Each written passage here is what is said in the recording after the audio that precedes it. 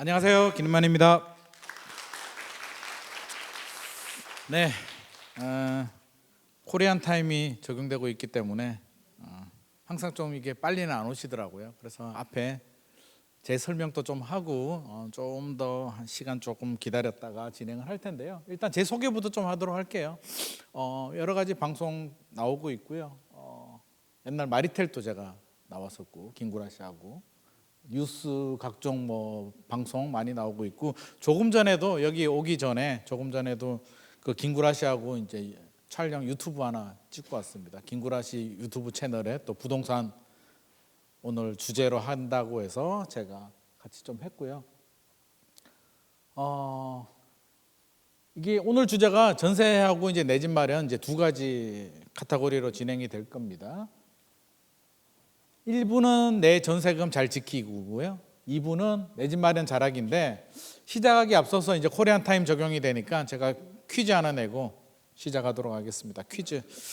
또 우리 퀴즈 없으면 또 재미없잖아요. 퀴즈 맞추시면 우리 와이프가 로스팅한 커피 선물을 드리도록 하겠습니다. 자, 이제 긴장하시고, 퀴즈 그러면 또 다들 또 긴장하시더라고. 이 그림 보이시죠? 그림? 솔직히 제 강의를 들었던 분들은 손 들지 마시고요. 양심에 맡기도록 하겠습니다. 여기 보이시는 이 그림이 어떤 의미인지 맞추시면 제가 선물 드리겠습니다. 참고로 넌센스 퀴즈입니다. 우리 양천구에 계시는 분들의 센스를 한번 믿어보겠습니다. 넌센스 퀴즈입니다. 뭐 작은 고추가 맵다, 급소를 질러라 뭐 이런 거 아니고요. 참고로 두 글자입니다. 두 글자. 솔직히 알고 계셨죠? 알고 계신 것 같아요. 예, 목차입니다. 목차고 있다고 목차인데, 오늘 강의 목차가 이제 이렇게 진행할 거고요. 방금 목차하신 분 누구세요? 손? 누가 손 들었어요? 예, 끝나고 저한테 오시면 커피 드리도록 하겠습니다. 양천구에 계시는 분들 센스가 아주 좋으신 것 같습니다. 제가 몇 달 전에 성동구청에서 강의했는데 못 맞췄거든요. 성동구보다는 양천구 분들이 좀 똑똑하지 않나 하는 생각도 좀 듭니다. 오늘 전세 사기 내 집 마련하는데, 앞서서 유튜브 보셨죠? 국토부에서 알려드리는 그 전세 사기 예방 유튜브 보니까 어떤 생각이 드세요? 유튜브 아까 보셨잖아요. 저는 이렇게 앞에 앉아서 제가 유튜브로 봤거든요. 일단 머리가 아픕니다. 머리가 찌끈찌끈 아파. 저걸 저렇게까지 다 확인을 하고 우리가 전세 계약을 도무지 해야 될까?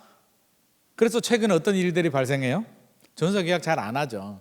아파트는 괜찮은데 빌라나 오피스텔 같은 경우는 차라리, 아니 유튜브만 봐도 이렇게 복잡하고 머리가 아프니까 어떻게 해요? 그냥 월세로 가거나 그냥 안전한 아파트로 가버립니다. 그래서 빌라나 오피스텔의 전세 시장이 멀쩡하던 전세도 지금 역전세가 생기고 있는 부작용들이 생기고 있어요. 그래서 굉장히 심각한 문제라고 저는 생각을 하고요.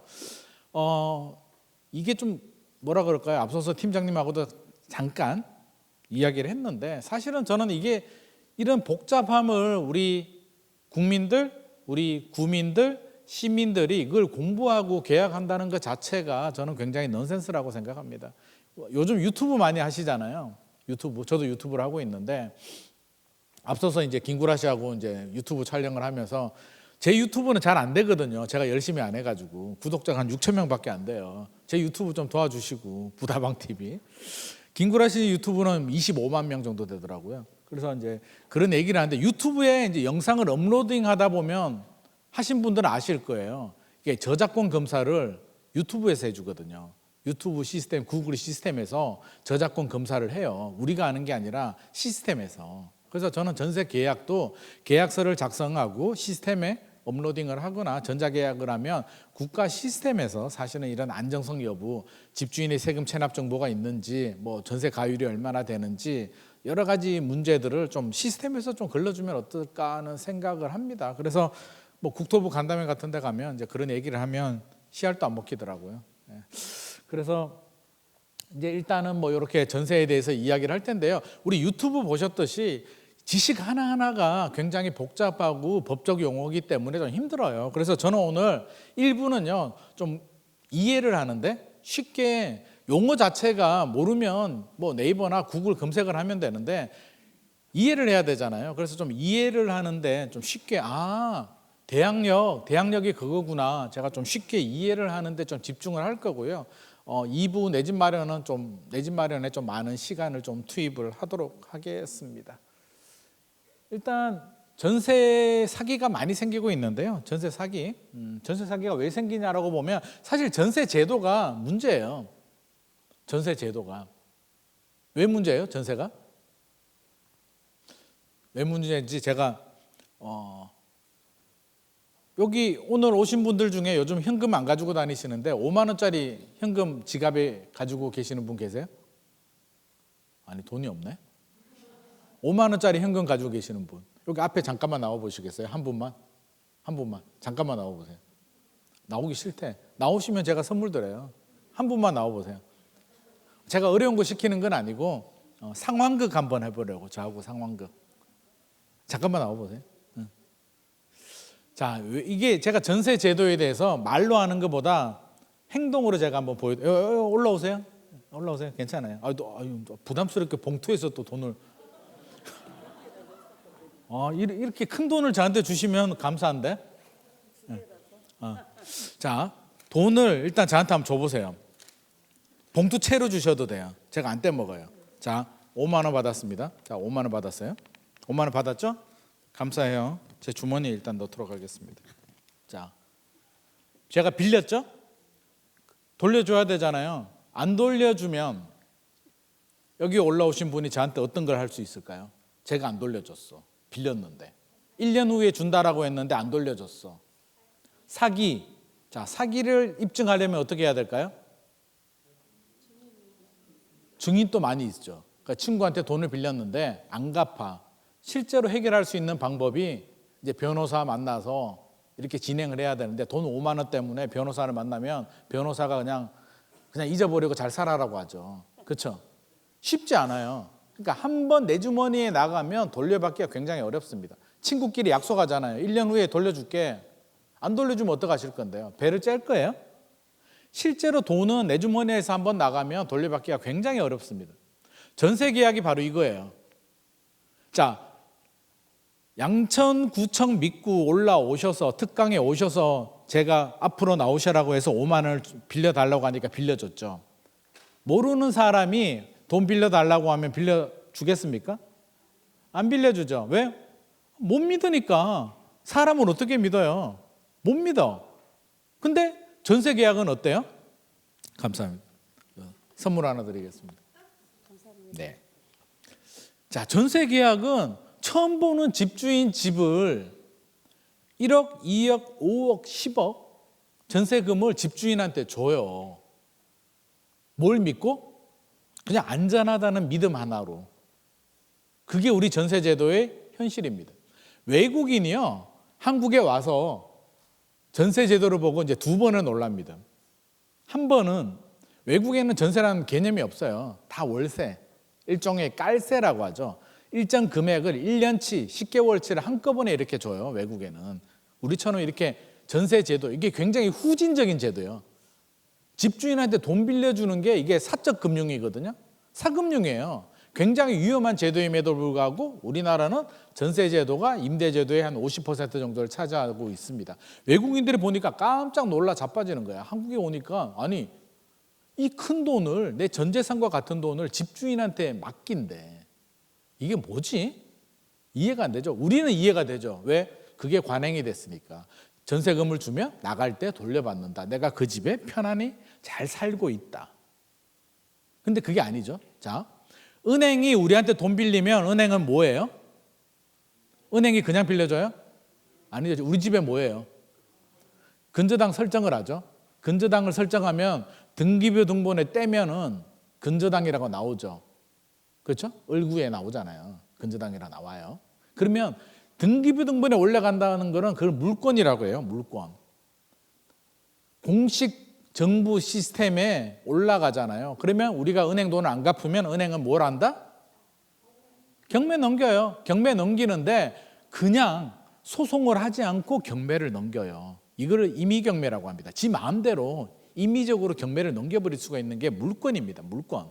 근데 우리 전세는 물권이 아니라 앞서서 저하고 돈 거래했잖아요. 채권입니다. 개인과 개인이 계약하는 하고 거래하는 걸 채권이라고 합니다. 그러니까 전세는 굉장히 불안한 채권 계약인데 외국인들이 보면 깜짝 놀라는 거죠. 물건도 아닌 채권 계약을 몇백만 원도 아니고 몇천만 원, 몇억 되는 돈을 집주인한테 맡겨. 근데 한국인은 눈도 깜짝하지 않아. 놀라지도 않아. 왜? 안전하다고 믿고 있기 때문에. 제가 앞서서 이제 돈을 빌렸잖아요. 은행에서 빌리면 우리는 은행한테 뭘 줘야 되죠? 이자라는 걸 주잖아요. 근데 집주인은 세입자한테 이자를 주나요? 안 주죠. 그럼 뭘 줘요? 집을 잠시 빌려줘요. 나 이자는 안 줄 테니까. 그러니까 전세는 무이자 대출이에요. 무이자 대출을 빌려서 세입자한테 돈을 빌렸는데 세입자가 왜 무이자야? 나한테 이자를 왜 안 줘? 이자 대신 내 빈집에 너가 들어와서 살아. 잠시 살고 있다가 계약 기간이 끝나면 내가 돈 줄 때 너는 그냥 나가면 돼. 라는 게 전세 제도입니다. 근데 그 집에 대한 권리가 있을까요? 돈 빌린 친구 집에 잠시 얹혀서 살다가 나가는 거예요. 그 집에 대해서 은행처럼 등기부등본에 올라가 있는 권리가 하나도 없어요. 전세는. 굉장히 불안하죠. 그래서 만들어진 게 주택임대차보호법이 만들어집니다. 1981년도에. 1981년 주택보호법이 임대차보호법이 만들어지기 전에는 뭐 2년, 우리 지금 2년 최단 존속기간 2년 보호되잖아요. 그런 개념조차도 없던 시절입니다. 그러다 이게 하도 문제가 되니까 82년도에 1년 최단 존속기간 1년 유지되고요. 89년도에 2년을 만들어줍니다. 그리고 집주인이 전세금 돌려주지 않으면 소송을 통해서 강제 경매를 넘길 수가 있는데 그 전제 조건이 있죠. 무조건 경매를 넘길 수 있는 건 아니고요. 앞서서 유튜브에서 보듯이 대항력과 우선 변제권이 이제 등장을 합니다. 그 내용은 제가 뒤에서 좀 설명을 드리고요. 자, 우리나라 왜 전세 사기가 많이 생기느냐? 구조적인 문제가 있다는 거죠. 돈 빌리는 사금융이라는 거예요. 기본적으로. 그러니까 구조 자체가 굉장히 후진적인 전세 제도를 이 선진국인 대한민국에서 아직도 유지하고 있다라는 굉장히 아이러니한 세상입니다. 전 세계적으로 전세 제도는 우리나라밖에 없습니다. 이렇게 얘기하니까 어떤 분이 저기 저 남미에 볼리비아에 전세 제도가 있대요. 볼리비아에. 제가 볼리비아까지는 안 가봐서 제가 잘 모르겠고 일단 볼리비아 빼고 선진국 중에서는 우리나라가 유일하게 전세 제도라는 후진적인 제도를 유지하고 있고요. 두 번째 이제 비극은 전세 대출에서 시작이 됩니다. 2009년 MB 정부 시절에 전세 대출이 도입이 됐는데 전세 대출이 왜 문제냐면 내 돈으로 친구한테 돈 빌려주면 얼마 빌려줄 수 있어요? 내 주머니에 있는 돈 한도만큼만 빌려주잖아요. 집주인이 돈 빌려 이제 전세금을 올려달라고 하면 어떻게 해요? 내가 살고 있는데 더 살고 싶은데 집주인이 전세금 올려달라는 얘기는 무이자 대출 한도를 늘려달라는 얘기잖아요. 그러면 내가 돈 있는 범위 내에서 2천만 원, 3천만 원 정도는 올려줄 수는 있는데 우리가 2년마다 1억, 2억, 3억씩 올려줄 수는 없죠. 집주인 또 누울 자리를 보고 다리를 뻗죠. 내가 집주인이면 세입자가 사정이 뻔한데 계약하고 2년 지나서 1억을 올려달라고 하면 세입자 어느 세입자가 올려줄까요? 전문지가 아니고. 그런데 2009년에 전세대출이라는 게 도입이 되니까 어떤 현상이 발생해요? 저 돈 없는데요. 은행 가봐. 저리대출 해준다니까? 생각해 보니까 은행 가보니까 월세보다 훨씬 더 저렴하거든요. 저리대출 해주니까 1억? 뭐 월 10만 원만 내면 되네? 5만 원만 내면 되네? 아무런 부담이 없는 거예요. 그래서 2009년부터 전세 가격이 폭등하기 시작을 합니다. 1억, 2억, 3억 쉽게 모럴 해저드가 빠지는 거예요. 가격이 막 올라가죠. 전세 가격이 올라가니까 2016년까지 전세 가율이 2011년에 서울 아파트 전세 가율이 53%였는데 2016년에 71%까지 올라갑니다. 이게 다 전세 사기에 이제 빌미를 제공해 주는 거고요. 또 아파트 가격 밀어 올리는 주된 역할을 해주게 됩니다. 세 번째 이제 임대차 3법 우리 4년 전이었죠. 임대차 3법 시행되면서 여러 가지 왜곡들 집주인들이 막 올리고 불안하기 때문에 왜곡이 생기는 거고요. 이제 2020년 이때 이제 비극이 시작되죠. 대출. 그러니까 내 돈으로 집주인한테 빌려줘야 되는데 은행 돈을 빌려서 이자는 내가 내고 집주인한테 무이자 대출을 해줬다니까요. 세입자들이. 그것도 천정부지로 2022년에 금리 올라가니까 어떻게 돼요? 저리대출인 줄 알았는데 저리대출이 아니네. 이자 부담이 2배가 늘어나니까 전세 세입자들이 월세로 전환이 됩니다. 전세 가격이 떨어지죠. 이렇게 전세 가격이 떨어지면서 이제 다 뽀롱이 납니다. 들통이 난다는 거죠. 기존에도 전세 사기가 없었을까요? 왜 최근에 전세 사기가 많이 생기죠? 과거에도 전세 사기 있었어요. 굉장히 많았는데 전세 가격이 올라가면서 다 묻혀버린 거예요. 표시가 안 났을 뿐이에요. 자, 제가 앞서 돈 빌려주신 분한테 5만 원을 빌렸죠? 올려줘. 나중에 10,000원 더 빌리고 더 빌리고 더 빌렸어. 근데 이게 사기가 안 생긴 이유는 다음에 들어오는 세입자가 저한테 10만 원을 주거든.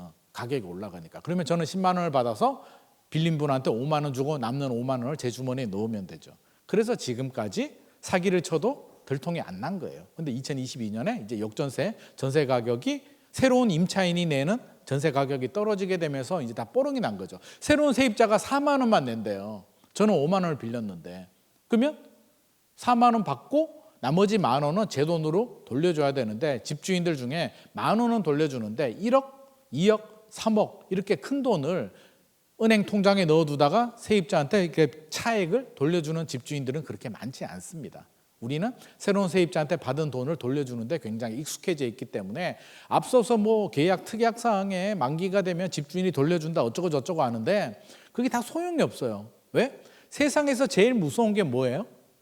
제일 무서운 게 뭘까요? 법보다 무서운 게 뭐예요? 에? 주먹. 아, 무섭네. 그냥 주먹으로 그냥 한 대 쳐버리네요. 아우, 주먹 무섭습니다. 법보다 주먹인데 현실에서는 주먹으로 때리면 어떻게 돼요? 내가 처벌을 받죠. 내가 처벌을 받잖아요. 그래서 제일 무서운 게 저는 세상에서 제일 무서운 게 배째라가 제일 무섭습니다. 배째라고 나오시는 분들. 법을 무시하고 배째라고 하면 이거 배를 째면 내가 처벌을 받으니까 배는 째릴 수는 없는데 돈을 받을 수는 없고 소송? 소송이 만능 열쇠인 것 같습니까? 소송하면 누가 돈 벌어요? 아, 다 아시네. 혹시 자녀분들 중에 변호사 계신 분 계세요? 사실 변호사만 돈 벌거든요. 우리나라가 이게 참 어려움을 당하는 분들이 생기면 반대급부가 생겨요. 돈을 버는 분들은. 변호사, 의사는 아픈 사람 때문에 돈을 벌고요. 변호사는 어려운 사람들 때문에 돈을 벌고 파산을 하게 되면 요즘 경기가 어려워서 파산하는 분들 많이 있잖아요. 파산하면 누가 돈 벌어요? 파산이나 회생하면 변호사 돈 벌고요. 감정평가사 돈 벌고요. 법원이 돈 벌어요.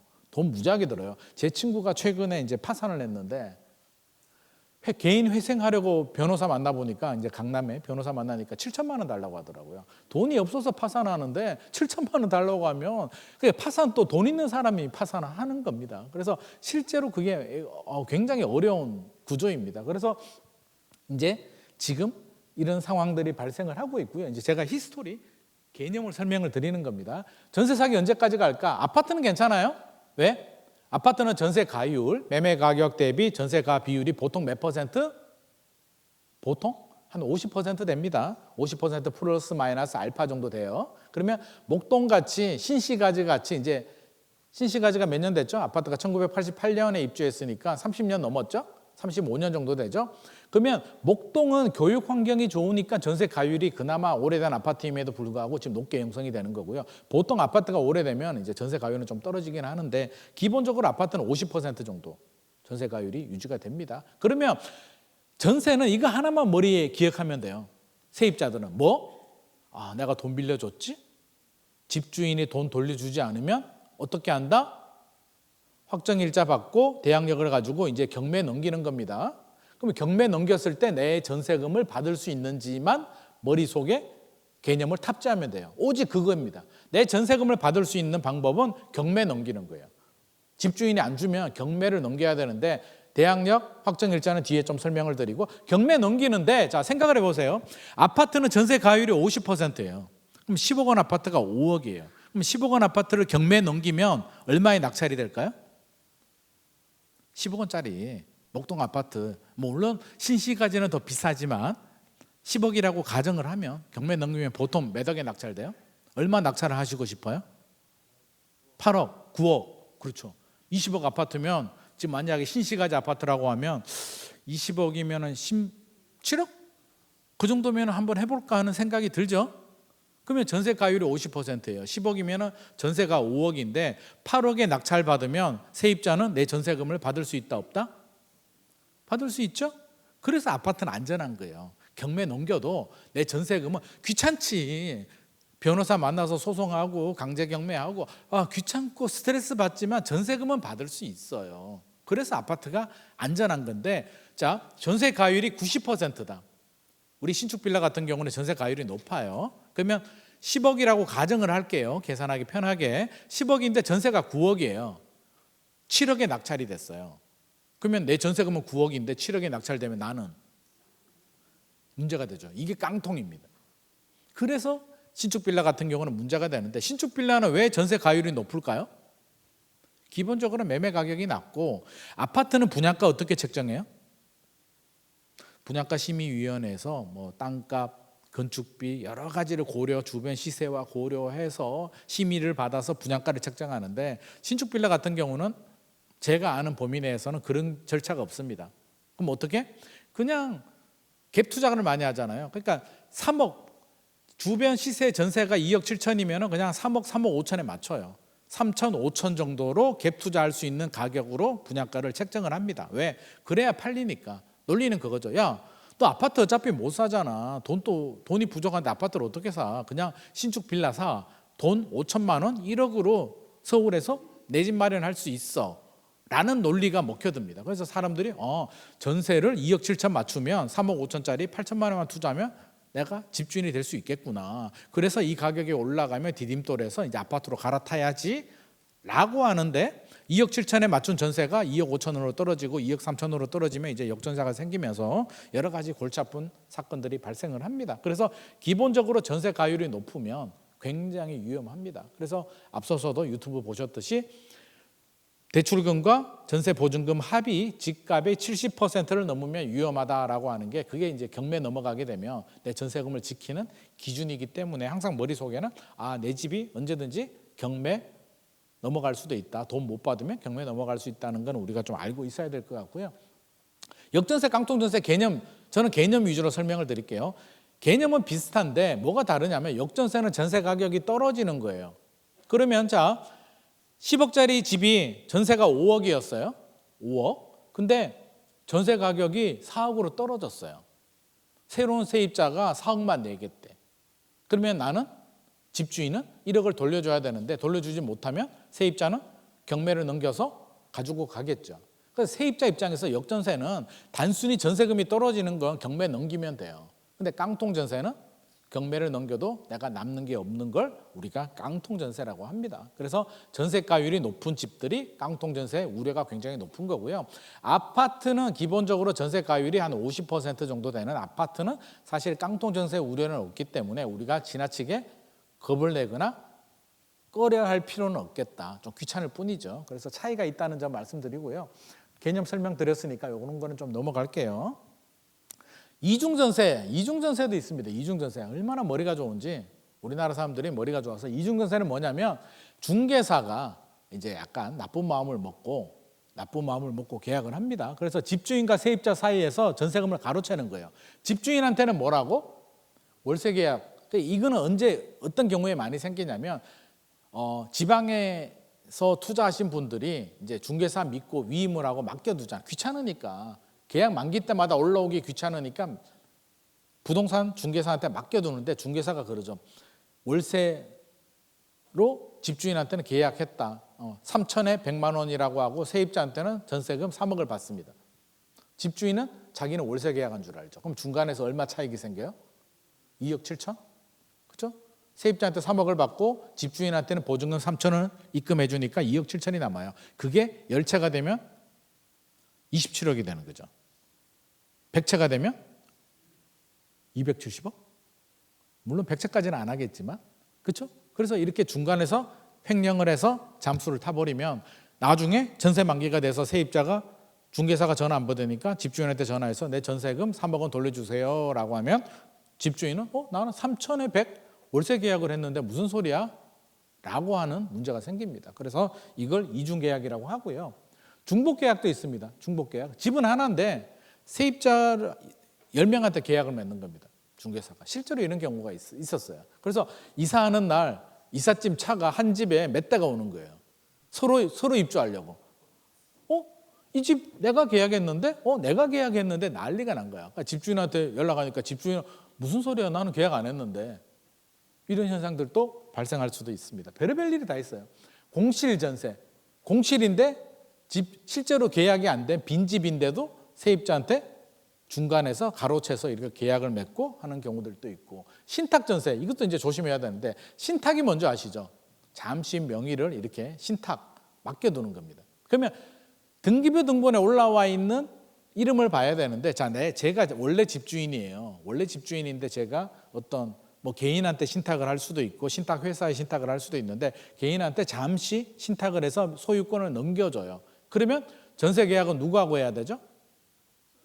신탁. 그러니까 받는 사람을 수탁자라고 하고 위임하는 사람을 위탁자라고 하는데, 수탁자와 계약을 해야 되는데, 자, 부동산은 원래 제가 집주인인 줄 알고 있어요. 그러니까 제가 가니까 이 사람 원래 집주인 맞지라고 해서 깜빡 속고 제대로 알아보지 않고 계약서 맺고 나면 저는 위탁자, 실제로 수탁자하고 계약을 해야 되는데 권리가 없는 저하고 이제 계약을 맺는 거죠. 그래서 제가 전세금 가로채서 잠수 타버리는 거죠. 이런 경우들도 생기고 있습니다. 그래서 여러 가지 경우들이 생길 수가 있다는 거고요. 앞서서 제가 설명드렸죠.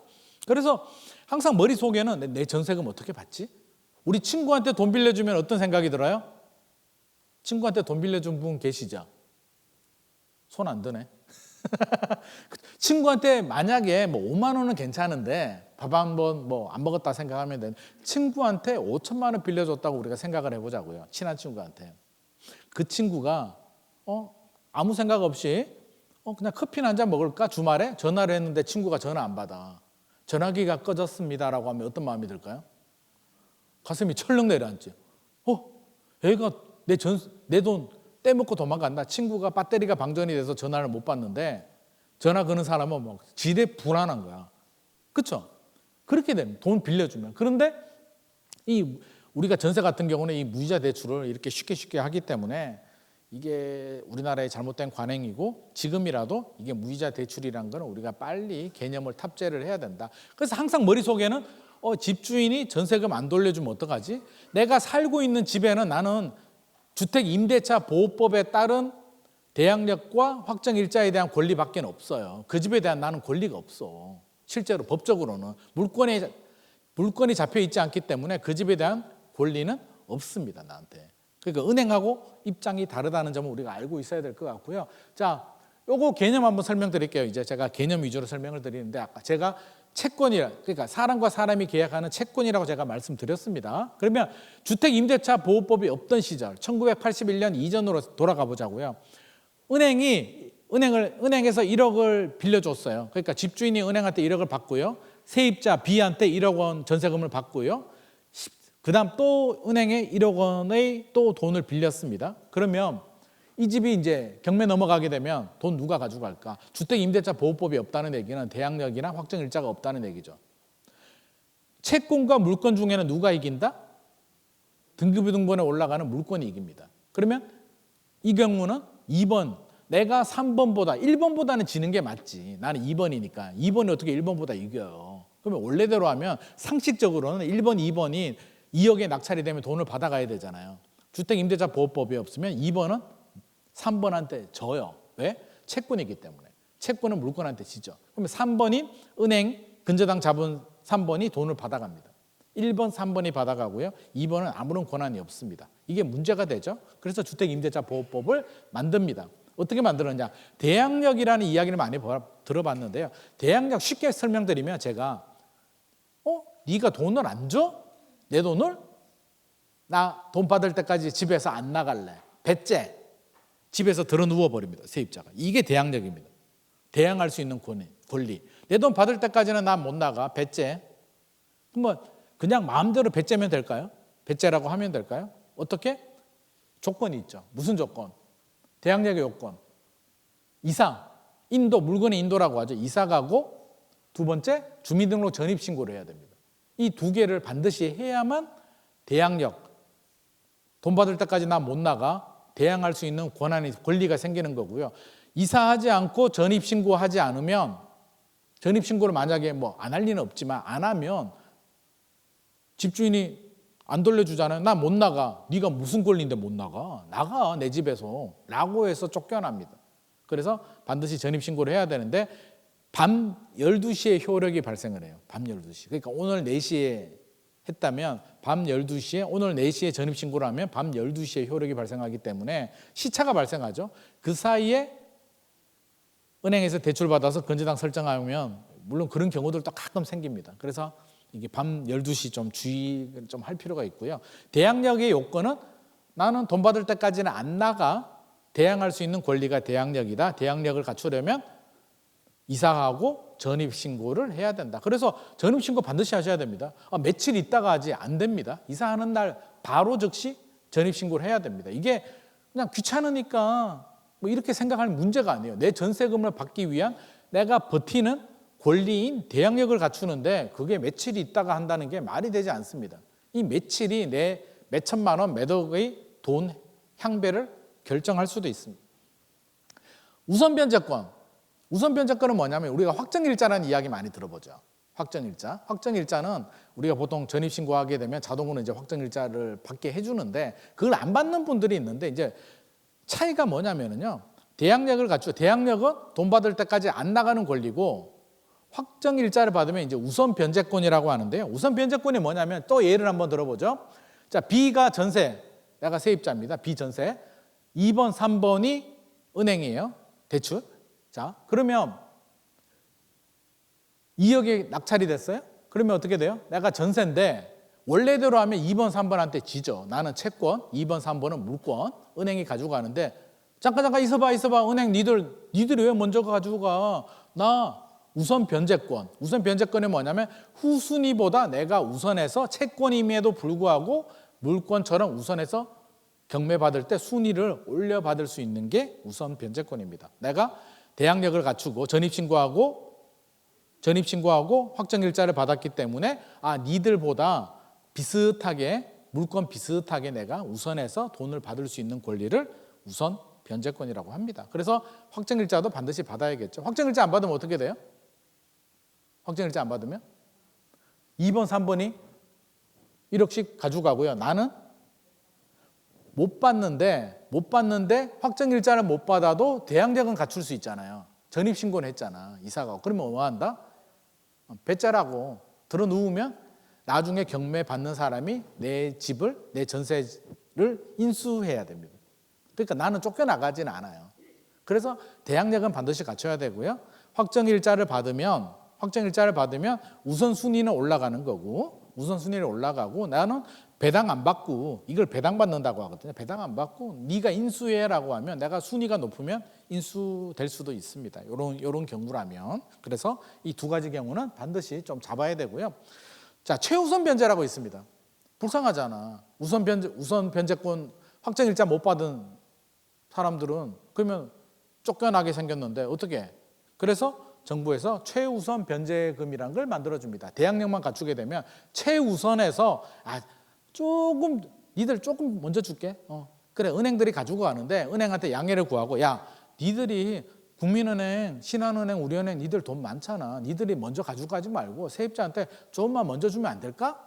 그게 최우선 변제금입니다. 그래서 최우선 변제금 서울 같은 경우는 보증금 1억 6,500만 원 이하에 5,500만 원까지 우선해서 변제를 해줍니다. 단 대항력은 갖추고 있어야 됩니다. 대항력. 그래서 요거는 최우선 변제, 최우선에서 변제를 받는 권리입니다. 그래서 다시 한번 정리를 해보면 자 먼저 우선 변제권이 있다. 대항력을 갖추고 확정일자를 받았다라고 하면 내가 우선해서 1억 원 우선 후순위 은행보다 내가 먼저 변제를 받을 수가 있고요. 자 우선 변제권도 없고 아무것도 없어. 최우선 변제도 안 되고 대항력도 못 갖췄다. 대항력도 없고 확정일자도 없다라고 하면 나는 변제 못 받습니다. 그러면 최우선 변제는 돼. 대항력은 갖췄어. 근데 우선 변제권이 없다라고 하면 어떻게 돼요? 이 경우에 5,500만 원까지는 내가 먼저 받을 수 있다는 거죠. 그리고 나머지는 지들이 알아서 가져갑니다. 그나마 제가 1억이라고 해서 그렇지 금액이 크면 굉장히 문제가 되죠. 그래서 일단 개념은 이런 개념이다. 대항력이 있어야만 최우선 변제라도 받을 수가 있고 대항력이 있어야만 내가 쫓겨나지 않고 버틸 수가 있다. 대항력이 있고 확정일자까지 받으면 나보다 늦게 들어온 은행보다는 내가 먼저 받을 수가 있다. 이게 가장 중요한 전세의 개념입니다. 그래서 이 개념을 이제 유튜브 같은 거 보면 뭐 대항력, 뭐 확정일자, 최우선 변제 나오는데 막 헷갈리잖아요. 이 개념만 좀 잡고 있으면 아마 이해하기 좀 쉬울 것 같고요. 전세와 전세권을 좀 헷갈려 하시는 분들이 있어요. 비슷하게 생겼는데 글자 하나가 더 붙었죠. 권. 이게 엄청난 차이를 줍니다. 앞서서 제가 전세는 뭐라고 했죠? 채권. 채권이 뭐다? 사람과 사람이 계약하는, 종이 한 장 들고 한마디로 계약서 하나. 친구한테 돈 빌리면 그냥 주진 않잖아요. 뭐 계약서 하나 적을 거잖아요. 그게 채권 계약이고, 물권은 등기부등본에 올라가는 국가가 공인하는 권리입니다. 그러면 전세권은 권자가 붙었잖아요. 물권이 되는 겁니다. 채권과 물권. 전세권은 한마디로 근저당하고 똑같아요. 저당권. 은행이 돈 빌리면 등기부등본에 돈 빌려주면 120% 채권 최고액 받잖아요. 친구한테 돈 빌리고 친구야 우리 둘이 정말 친한데, 정말 친하지만 나는 너를 못 믿겠어. 돈이 걸리면. 사실 이게 맞아요. 그래서 친구야, 내가 돈 빌려주는데 전세권 내가 너 집에 들어가고 전세권을 내가 설정을 할게. 그러면 등기부등본에 전세권이라고 올라갑니다. 얼마? 이 전세권은 물권이라고 했죠. 물권은 어떻게 된다? 거래도 돼요. 이 전세권을 내 자녀한테 상속이나 증여를 할 수도 있고요. 하나의 권리입니다. 은행도 근저당 잡은 거 팔기도 하잖아요. 나중에 다른 업체한테 넘기기도 하고. 전세권은 물권이기 때문에 거래도 되고 상속도 되고 증여도 됩니다. 그러면 차이가 뭐냐면, 자, 내가 전세면 집주인이 안 갚는다, 소송을 통해서 판결문을 받아서 강제 경매로 넘기게 되는 거고요. 그렇죠? 그러면 이제 배당하라고 나오잖아요. 그러면 배당 신청을 해야 되고, 전세권은 등기부등본에 나오기 때문에 그럴 필요가 없어요. 그냥 임의 경매로 넘겨버리고 배당 신청하지 않아도 내가 순위가 높기 때문에, 같은 순위라면 내가 1번이면 2번, 3번보다 같은 물권, 전세권과 근저당은 같은 동급이에요. 그래서 내가 날짜가 빠르면 나는 배당 신청하지 않아도 받을 수가 있습니다. 근데 단점은 뭐다? 돈이 들어가고요. 왜? 등기소 가서 설정하려면 공짜로 안 해주잖아요. 나는 우리나라 법원들이 이런 거 왜 등기부등본 열람하는데도 돈 내죠? 700원인가? 난 그거 왜 받는지 모르겠어. IT 강국에 그냥 열람하는데 좀 공짜로 해주면 안 되나? 웬 법원이 그렇게 돈을 받는지는 모르겠는데 아무튼 간에 그렇습니다. 그래서 차이가 있다. 그래서 되게 꼼꼼하신 분들은 그 전세권을 설정합니다. 옛날 분들 중에서도 돈 내더라도. 왜? 물권의 힘을 알거든요. 안전하고 편리하거든요. 그리고 집주인이 동의를 해줘야 됩니다. 나는 전세권 설정 싫어. 내 집에 등기부등본에 이름 올라가는 거 싫어 라고 하면 전세권 설정할 수가 없습니다. 근데 사실 따지고 보면 전세권 설정 안 해줄 이유는 없죠. 집주인이 전세권 설정 싫어하면 그게 이상한 거야. 왜 안 해줘? 등기부등본에 이름 올라가는 게 그게 무슨 대수라고. 그래서 반드시 차이는 있다. 근데 일반적인 집 같으면 굳이 돈 들여서 전세권 설정할 필요는 없을 것 같고요. 괜히 좀 찝찝하다라고 하면 전세권 설정을 하는 것도 방법이 될 수도 있을 것 같습니다. 전세 사기 시그널 뭐 이런 거는 우리 다 아니까 뭐 결론만 말씀드리면 찜찜하면 하지 마라. 그리고 이건 뭐지? 너무 좋은데? 라는 생각이 되면 한 번씩 의심을 하라. 우리 홈쇼핑 보면 어때요? 막 마감 임박 삐뽀 막 뜨잖아요. 그거 뜨면 마음이 어때요? 괜히 가슴이 두근두근대고 이거 빨리 막 마감 임박 뭐 매진 임박 나오면 빨리 해야 될 것 같잖아요. 그렇죠? 뭔가 심리를 자극해. 유튜브 같은 걸 보거나 부동산에 가면 야 이거 물건 없는데 너 안 하려면 하지 마. 지금 다른 사람이 계약 줄 서 있으니까 빨리 해. 그러면 서둘러서 막 계약을 해버리거든요. 그런 심리를 자극을 합니다. 현장에 가보면. 그래서 시그널 흠잡을 데 없이 너무 좋은. 왜 신축 빌라가 많이 생기냐면 제가 좀 안타까운 게 현장에 부동산 사장님 중에서도 양심적인 분들이 되게 많거든요. 그러면 실제로 이제 대학생들이 오면 이야기를 합니다. 신축 빌라는 전세 가율이 높아서 깡통 전세 우려가 있으니까 차라리 한 20년 된 구축 빌라에 가격도 좀 저렴하고 전세 가율도 낮으니까 들어가라고 하면 사회 초년생들이 어디로 간다? 신축 빌라로 갑니다. 왜? 일단 먼저 신축 빌라를 봤는데 눈이 꽂혔어. 신축 빌라 가면 깨끗하고 좋잖아요. 20, 30년 된 구축 빌라 가면은 좀 우중충하잖아요. 우리 세대하고 이제 세대 차이가 나는 거예요. 저도 이제 기성세대이기 때문에 그런 개념이 별로 없는데, 뭐 돈 없으면 저도 대학교 때 이제 자취를 했기 때문에 뭐 30년 된 자취하면 어때? 근데 요즘 젊은 사회 초년생들은 부모님 눈 뜨니까 부모님의 아파트에 부모님 차도 있고 굉장히 물질적인 풍요를 살았던 세대들이기 때문에 대학교 갔는데 오래된 구축 빌라에 들어가라고 하면 굉장히 싫어하고요. 실제로 대학가 주변에 이제 이런 일들이 많이 있는데 부모님은 그렇잖아요. 돈도 좀 부족하니까 야 너 대학생이 뭐 그렇게 하냐? 그냥 원룸, 오래된 원룸에 들어가라고 하고 애는 나는 깨끗한 신축에 적어도 1.5룸 정도는 돼야 된다. 아빠는 나를 무시하냐? 라고 해서 실제로 다툼이 많이 생기고 있습니다. 그래서 그런 신축 빌라를 노리고 이제 이런 게 많이 생기죠. 전세가율 90%. 전세 사기는 원시적 사기가 있고요. 후발적 사기가 있는데 원시적 사기는 인천 빌라 사기왕처럼 처음부터 작정을 하고 사기를 치는 경우고요.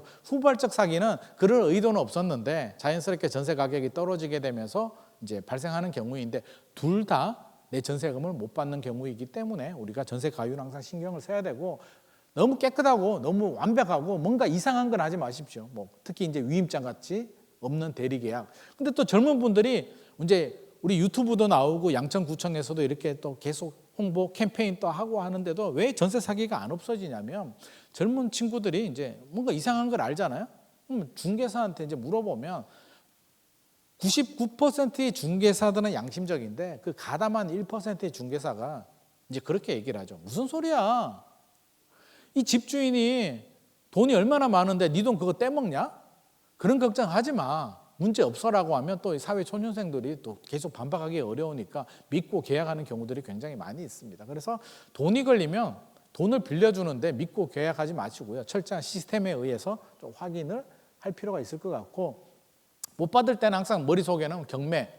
이 집은 나는 집주인이 안 돌려주면 경매 넘길 거야. 경매 넘기면 낙찰 가율이 있으니까 전세 가율이 높으면 안 돼라는 건 항상 머릿속에 좀 생각을 할 필요는 있을 것 같고요. 이런 내용들은 이제 유튜브에 많이 나오니까 제가 좀 넘어가도록 하겠습니다. 세금 체납 확인하시고요. 등기부등본 확인하는 건 우리 뭐 기본 사실이니까요. 가등기 사기도 많이 생기죠. 가등기가 뭐냐면 쉽게 말씀드리면 찜해 놓는 겁니다. 찜해놔. 찜이 뭐냐면 자, 저희 아버지가 예를 들어서 야 자식한테 야 너 공부 열심히 해서 서울대 가면 이 집 너한테 줄게. 그럴 수 있죠? 그러면 이제 아들은 어떤 마음이 들어요? 공부 열심히 해서 집 받으려면 목동 신시가지에 뭐 7단지가 제일 좋잖아요. 아파트를 준다는데 서울대 가야 되지 않겠습니까? 공부 열심히 하는데 마음속에는 어떤 마음이 들어요? 아버지가 어머니가 내가 서울대 가도 안 줄 것 같아.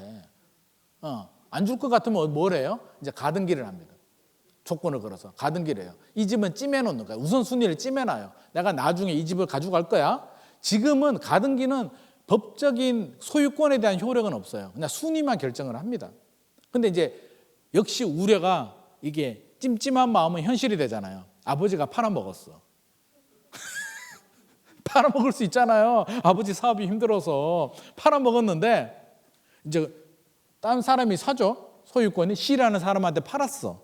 근데 진짜 서울대 합격을 해버렸네. 조건이 성립이 돼버린 거예요. 그러면 이분은 이제 본등기를 할 수 있는 권리가 생기거든요. 그러면 C는 어떻게 된다? 소유권 말소됩니다. 왜? 가등기가 잡혀 있었기 때문에. 그러면 이런 집은 가등기가 잡혀 있으면 경매 넘기면 누가 낙찰 받겠습니까?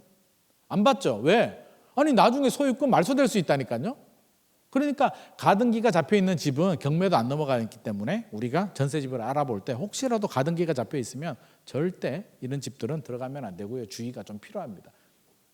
전세가율 70% 가급적이면 넘기지 마시고요. 전세금과 보증금의 합의 70% 안 넘기는 게 좋습니다. 신축 빌라 저는 오피스텔은 그나마 좀 괜찮은데 신축 빌라 같은 경우는 전세 가율이 높잖아요. 그래서 저는 어지간하면 그냥 월세 가라고 합니다. 월세가 제일 깔끔하고 제일 선진화된 임대 시스템입니다. 월세 내죠? 분쟁이 생긴다? 계약이 끝났다? 그냥 안 내고 나가면 끝. 깔끔하잖아요. 전세는 돈 빌려주고 친구한테 돈 한번 빌려주세요. 빌려줘 보세요. 나중에 빌리기 전에는 어떻게 돼요? 친구가 부탁하고 난리도 아니잖아요. 친구야 돈 좀 빌려주라. 막상 빌려주고 나면 이제 상황 역전. 얼마나 비굴해지는 줄 아세요? 아 친구야 나 돈 좀 빨리 좀 주면 안 되겠니? 아유 내가 네 돈 떼먹냐? 이제 막 상황이 역전되는 거예요. 그래서 돈 돌려받기 굉장히 어렵습니다. 실질적으로는. 그래서 내 주머니에 나가는 돈은 굉장히 좀 주의가 필요하다. 그래서 저는 가급적이면 월세를 좀 많이 신축 빌라 같은 경우는 월세를 좀 많이 가라고 하는 거고요. 절대 우리 기획부동산도 많고 사실 부동산은 큰 돈이 걸리기 때문에 저는 제 장인어른이 저한테 해준 말이 있어요. 지금 돌아가셨는데 장인어른이 뭔 얘기를 해줬냐면 내 주머니에 돈을 넣어줄 사람은 없다. 내 주머니에 있는 돈을 가지고 가고 싶어하는 사람들은 이 세상에 굉장히 많은데 너 주머니에 돈을 넣어줄 사람은 부모님밖에 없다. 물론 부모님 중에도 안 그런 부모님들도 계세요. 장윤정 부모님 같은 경우는 그 딸이 번 돈을 다 했잖아요. 그러니까 그건 아주 예외적인 경우고 일반적으로 부모님들은 이제 자녀한테 주고 싶어 하잖아요. 그러니까 부모님 빼고는 내 주머니에 돈 넣어주는 사람은 없습니다. 내가 정당한 노동의 대가로 월급 들어오는 거 빼고는 없어요. 그래서 절대 쉽게 와 이거 너무 좋은데? 이 부동산 너무 좋은데?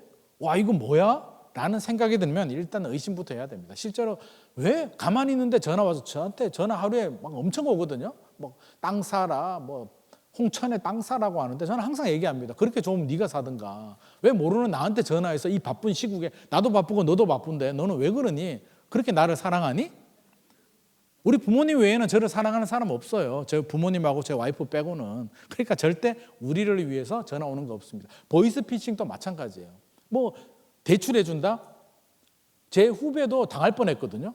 왜냐하면 대출 고금리 때문에 고민하고 있었는데 저리 대출해 준다니까 혹한 거야. 그래서 막 누르다가 아차 싶어서 이제 멈췄는데 생각해 보면 우리나라 은행이 대출 저리 대출해 준다고 연락 오는 거 봤습니까?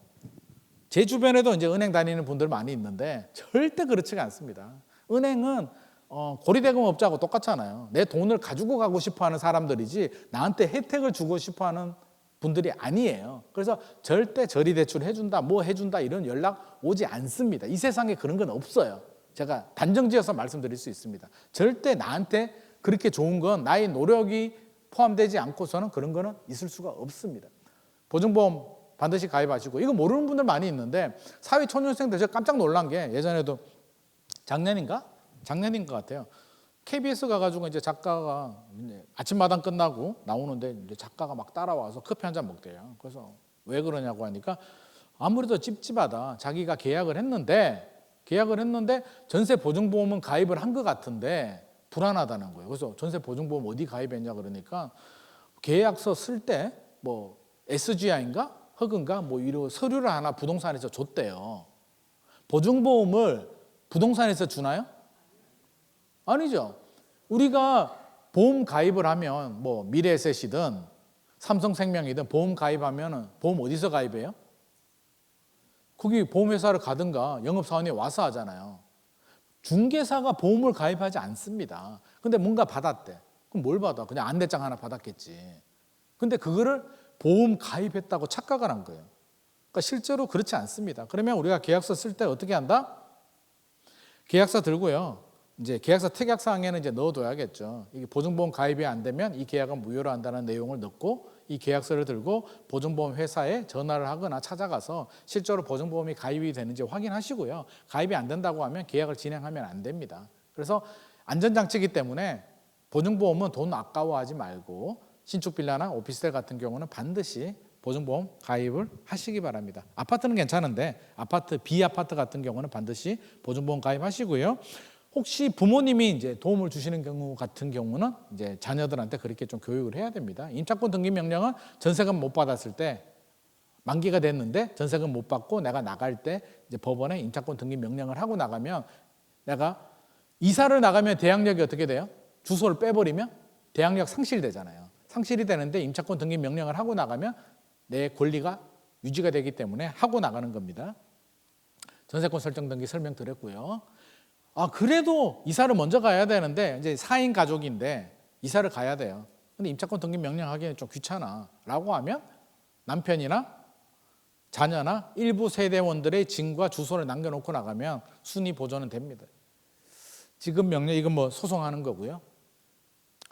이제 사기를 당했어요. 사기를 당하면 이제 양천구청 부동산 정보과에도 하고 전세사기 특별법 신청도 하는데 제가 드리고 싶은 말씀은 실제로 제가 얼마 전에도 이런 사례를 받았는데 부모님이 먼저 당황해.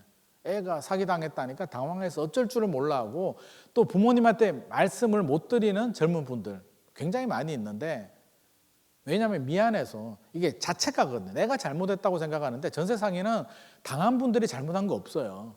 우리 사회가 잘못됐고 사기를 하신 분들이 잘못됐기 때문에 혹시라도 자녀분들이 이런 사기를 당하게 되면 반드시 교육을 부모한테 얘기하라고 하시고요. 실제로 우리 사회초년생들이 뭐 몇십억씩 사기당하는 거 아니거든요. 몇천만 원에서 한 1억 정도의 사기이기 때문에 능력되는 부모님들은 자녀 잃는 것보다 돈 잃는 게 낫잖아요. 그래서 제가 항상 말씀드리는 게 부모님한테 얘기를 하고 부모님이 해결해 줘라. 왜냐하면 애들이 여기에 빠져서 우울증 걸리고요. 자살하는 분들이 1년, 2년 우울증 걸려서 잠 못 자고 불면증에 시달리다가 우울증이 심해지면 이제 극단적인 선택을 하는 겁니다. 부모한테 말도 안 하고 우리 부모님 고생할까 봐 미안해서 내가 잘못했어. 내가 계약을 잘했으면 되는데. 그래서 저는 국가가 자꾸 개인한테 떠넘기잖아요. 너 우리 유튜브 만들어줬으니까 안심 앱 만들어줬으니까 니들이 잘 확인하고 계약을 해. 잘 확인하고 계약했는데 사기당하면 누구 잘못? 그 당사자들은 본인 잘못이라고 생각할 거잖아요. 사기꾼들이요. 한번 사기치려고 마음먹으면 그렇게 저도 당해요. 마음만 그 개들이 함정을 파는데 저라고 안 당하겠습니까? 그래서 만약 안 당해야 되는데 만약에 당하면 빨리 털고 일어날 수 있도록 돈 도와주고 다독여주고 새 출발할 수 있도록 지원을 해줘야지 거기에 함몰돼서 소송 같이 하고 뭐 돈 받으려고 난리 부르스를 치면 점점점 늪으로 빠집니다. 우리가 늪에 빠졌을 때 어떻게 해야 돼요? 늪에 빠지면 허우적 되잖아. 이렇게. 그럼 어떻게 돼요? 더 깊이 빠져듭니다.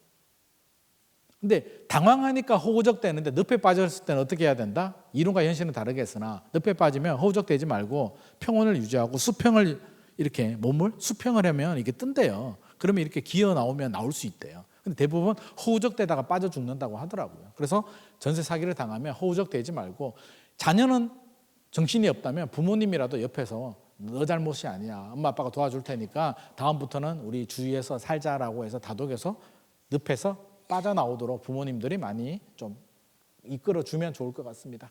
자, 지금까지 좀 우울한 얘기를 좀 했고요.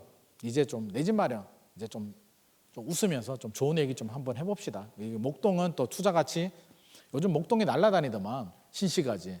여의도 목동 미쳤더만. 그렇죠? 이 중에는 집주인들도 계시고 이제 집을 사려는 내 집 마련을 꿈꾸는 분들도 계시는데 여의도가 좋아요? 목동이 좋아요?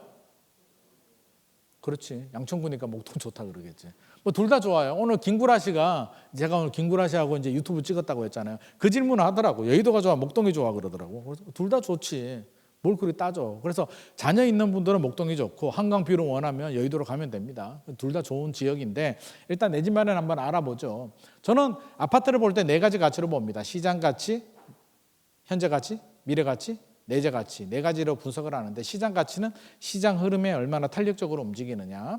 현재 가치는 교육 환경, 역세권, 편의시설, 공원 뭐 이런 눈에 보이는 편리함 주거 환경에 갖춰져 있느냐를 보는 거고요. 미래 가치는 앞으로 더 좋아질 것 같은 기대감, 지하철이 생긴다, 뭐 재건축을 한다 이런 게 미래 가치가 되고요. 내재 가치는 이제 땅의 가치입니다. 땅, 대지 지분을 많이 가지고 있느냐, 재건축을 할 때 사업성이 좋으냐인데 목동 신시가지가 좋은 점이 뭐예요? 용적률이 낮아. 용적률이 낮잖아요. 110%에서 150% 정도 되잖아요. 용적률이 낮다는 얘기는 뭐예요? 용적률이라고 하면 이제 요걸 땅이라고 할게요. 요거 땅. 이 땅에 건물을 얼마나 많이 지을 수 있느냐가 용적률이거든요. 그렇죠? 보통 주거지역들, 2종 일반 주거지역, 아파트를 지을 수 있는 3종 일반 주거지역 같은 경우는 한 200%, 250% 정도 짓습니다. 근데 목동은 110%에서 150% 지었다는 얘기는 원래 지어야 되는 땅의 반밖에 안 지었다는 얘기죠. 그러면 재건축을 할 때 사업성이라는 게 뭐예요? 두꺼봐 헌집 줄게 새집 다오. 이게 재건축 재개발이잖아. 도둑놈 심보지. 헌집 줄게 새집 주는 게 어딨어. 그렇죠? 근데 줘요.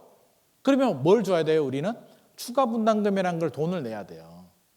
두꺼비가 추가 분담금을 줘야 된다고. 우리가 두꺼비한테 헌집을 줬는데 그냥 새집 달라 그러면 두꺼비가 안 주잖아요. 추가 분담금을 주는데 추가 분담금을 얼마 주느냐는 우리 사업성에 달렸다고.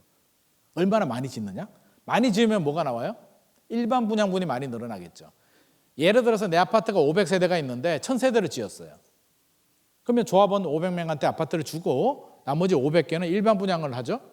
일반 분양하면 돈이 들어오잖아요. 그 돈으로 사업비를 충당하게 되면 원래 내가 내야 될 돈의 5억을 내야 된다면 한 뭐 2억을 낼 수도 있고 1억을 낼 수도 있고 환급을 받을 수도 있고 돈을 받을 수도 있어요. 옛날 개포주공 같은 경우는 돈을 받았죠. 용적률이 80% 저층 아파트니까. 그래서 사업성이 좋다고 하는 겁니다. 두 번째 사업성이 좋으려면 일반 분양가를 높게 받으면 되잖아요.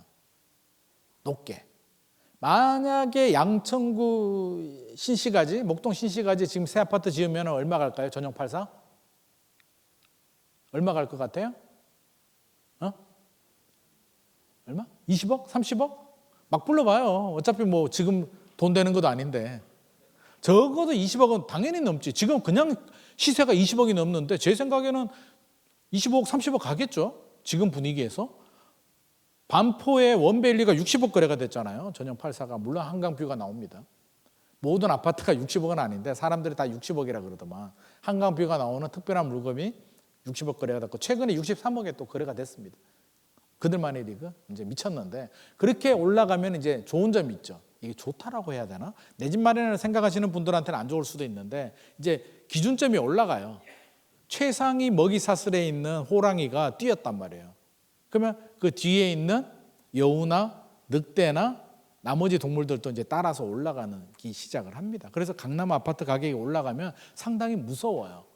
지금 잠실에 가보면 그러죠. 잠실은 뭐라 그래요? 야, 반포가 60억인데 우리가 뭐 20몇 억이 말이 되니? 우리가 당연히 30억 넘어야지 라는 이야기를 좀 하고 있습니다. 목동도 마찬가지죠. 지금 같은 분위기라면 한 30억 갈 것 같습니다. 지금 새 아파트를 짓는다면.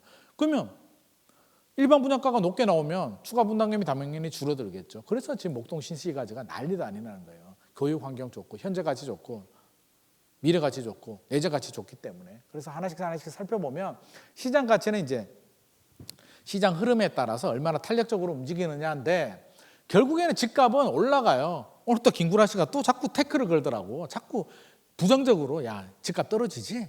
집값 언제 떨어져? 막 이렇게 옆에서 갈구는데 아니 올라간다고 올라가는데 중간에 조정이 될 수는 있는데 결국에는 올라간다는 게 장기적으로 우상향한다는 말이고 우리가 우상향한다는 말이 뭐예요? 우상향한다는 말은 집값이 안 떨어진다는 얘기가 아니에요.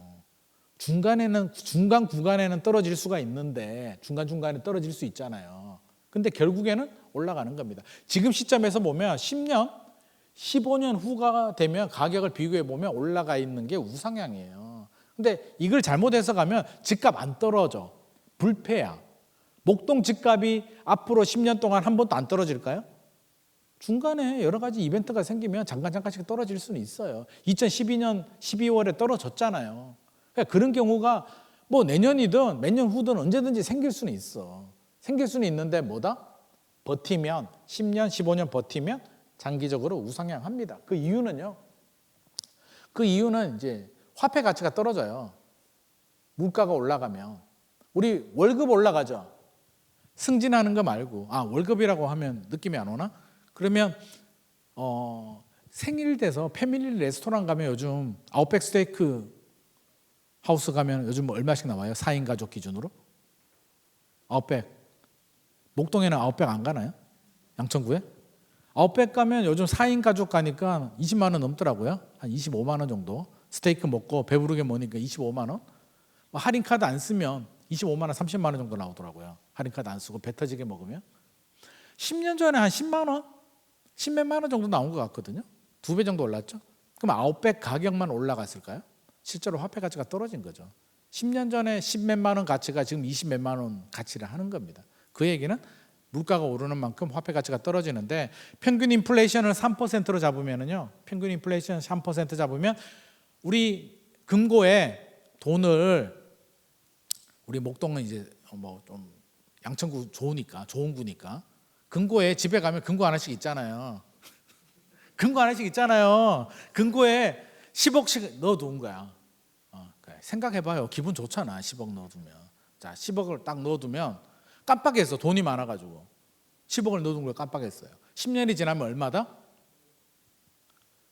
7억 4천만 원으로 떨어집니다. 평균 인플레이션 3% 잡으면. 근데 요즘 물가 오르는 거 보면 3% 아니고 더 높죠? 그럼 더 많이 떨어져요. 그 얘기는 아까 전세는 뭐라고 했죠? 집주인한테 돈 빌려주는 거잖아요. 돈 빌려주는 거. 그러면 전세를 10년 살면 어떻게 된다? 명목 가치는 그대로인데 실질 가치는 반토막이 납니다. 실제로. 근데 실물 자산인 부동산은. 그러니까 10억원 전세를요 10년이 지나면 실질 가치는 7억, 6억으로 떨어지는 거고요. 그 10억을 이제 친구가 두 명이 있어. A, B라고 있다면 A는 집을 샀고 B는 전세를 살아요. 그럼 A는 집을 샀죠? 그 집은 얼마 갈까요? 10년 후에 한 20억 가요. 일반적으로. 그렇죠? 20억 가고 B는 전세 10억 그대로인데 20억 중에 시세 차익이 10억이 남았죠? 그 10억이 다 내 돈일까요? 실제로는 양도세 내야지. 국가가 여기서 그런 말 해도 되나? 국가가 도둑님이잖아요. 일단 양도세라는 걸 떼가요. 양도세 떼가고 내가 금융비용 내고 재산세 내고 종부세 내고 취득세 내고 취득세 내면 우리 양천구가 이제 좋아합니다. 취득세 재산세를 내면 지방세이기 때문에 자 그렇게 됩니다. 그러면 실제로 10억이 벌어도요. 인플레이션 다 감안해 보면 내가 실제로 돈 번 거나 4억 정도 번 거예요. 세금 내고 인플레이션 방어를 했기 때문에 화폐 가치가 떨어진 걸 감안하면 이 10억이 다 내 돈이 아니에요. 근데 세입자는 실제로 7억으로 떨어졌기 때문에 7억, 6억으로 떨어진 거예요. 실제로 있었던 사례인데 어떤 할아버지가 이제 전세를 줬어요. 신혼부부한테. 그러면 우리 옛날 할아버지들은 옛날 고생 많이 했잖아요. 먼저 돌아가신 할망구가 생각이 난 거예요. 할머니가. 아휴, 우리 할머니 고생 많이 했지. 마음이 너무 아픈 거야. 이 신혼부부 보니까 옛날 자기 40년, 50년 전 생각이 나서 전세금 안 올릴 테니까 편하게 잘 살다가 내 집 마련해서 나가라고 했는데 10년 동안 그냥 눌러 앉아버린 거예요. 할아버지가 이제 10년 후에 돌아가셨지. 그러니까 자녀가 상속을 받죠. 이 자녀는 어떤 선택을 했을까요? 아버지 유지를 받들어서 전세금을 안 올린다. 1번. 2번? 그래도 시세대로는 올려야 되지 않을까? 2번. 여기 계시는 분들은 1번 할까요? 2번 할까요? 2번이지. 뭔 아버지 유지를 받들어. 2번이지. 2번에서 이제 세입자한테 얘기를 합니다. 사실은 우리 아버지가 10년 동안 안 올렸는데 그거는 내가 인정을 하지만 지금부터는 시세대로 올려야겠습니다. 그래서 전세금 3억 올려주십시오. 깜짝 놀라죠. 무슨 소리야. 얼른 부동산 달려가니까 전세금은 3억, 매매 가격은 5억이 올라가는 거죠. 기회비용을 다 잃어버리는 겁니다. 그래서 저는 전략적으로 가점 점수가 높은 분들은 전세 거주해도 되지만 무조건 전세 거주하는 게 저는 돈이 있는데 돈이 없어서 전세 거주하는 거는 괜찮은데 집을 살 수 있음에도 불구하고 전세 거주하는 거는 저는 개인적으로는 좀 반대하는 입장입니다. 그러면 많은 분들이 또 저한테 질문해요. 집 언제 사야 돼? 집 언제 사야 돼? 항상 물어봐요. 김구라 씨도 오늘 그래서 언제 사야 돼? 야 30억 50억 있으면 언제 사야 돼? 자기가 한 50억 있나 보지 현금이. 야 50억 있는데 언제 사야 돼? 아무 데나 사요 그냥 필요하면. 자 여기서 굉장히 중요한 포인트. 내년에 집값이 오를까요? 떨어질까요? 올라요. 또 알 수 없다. 또 사실 알 수 없지. 근데 올라갈 확률은 높겠죠.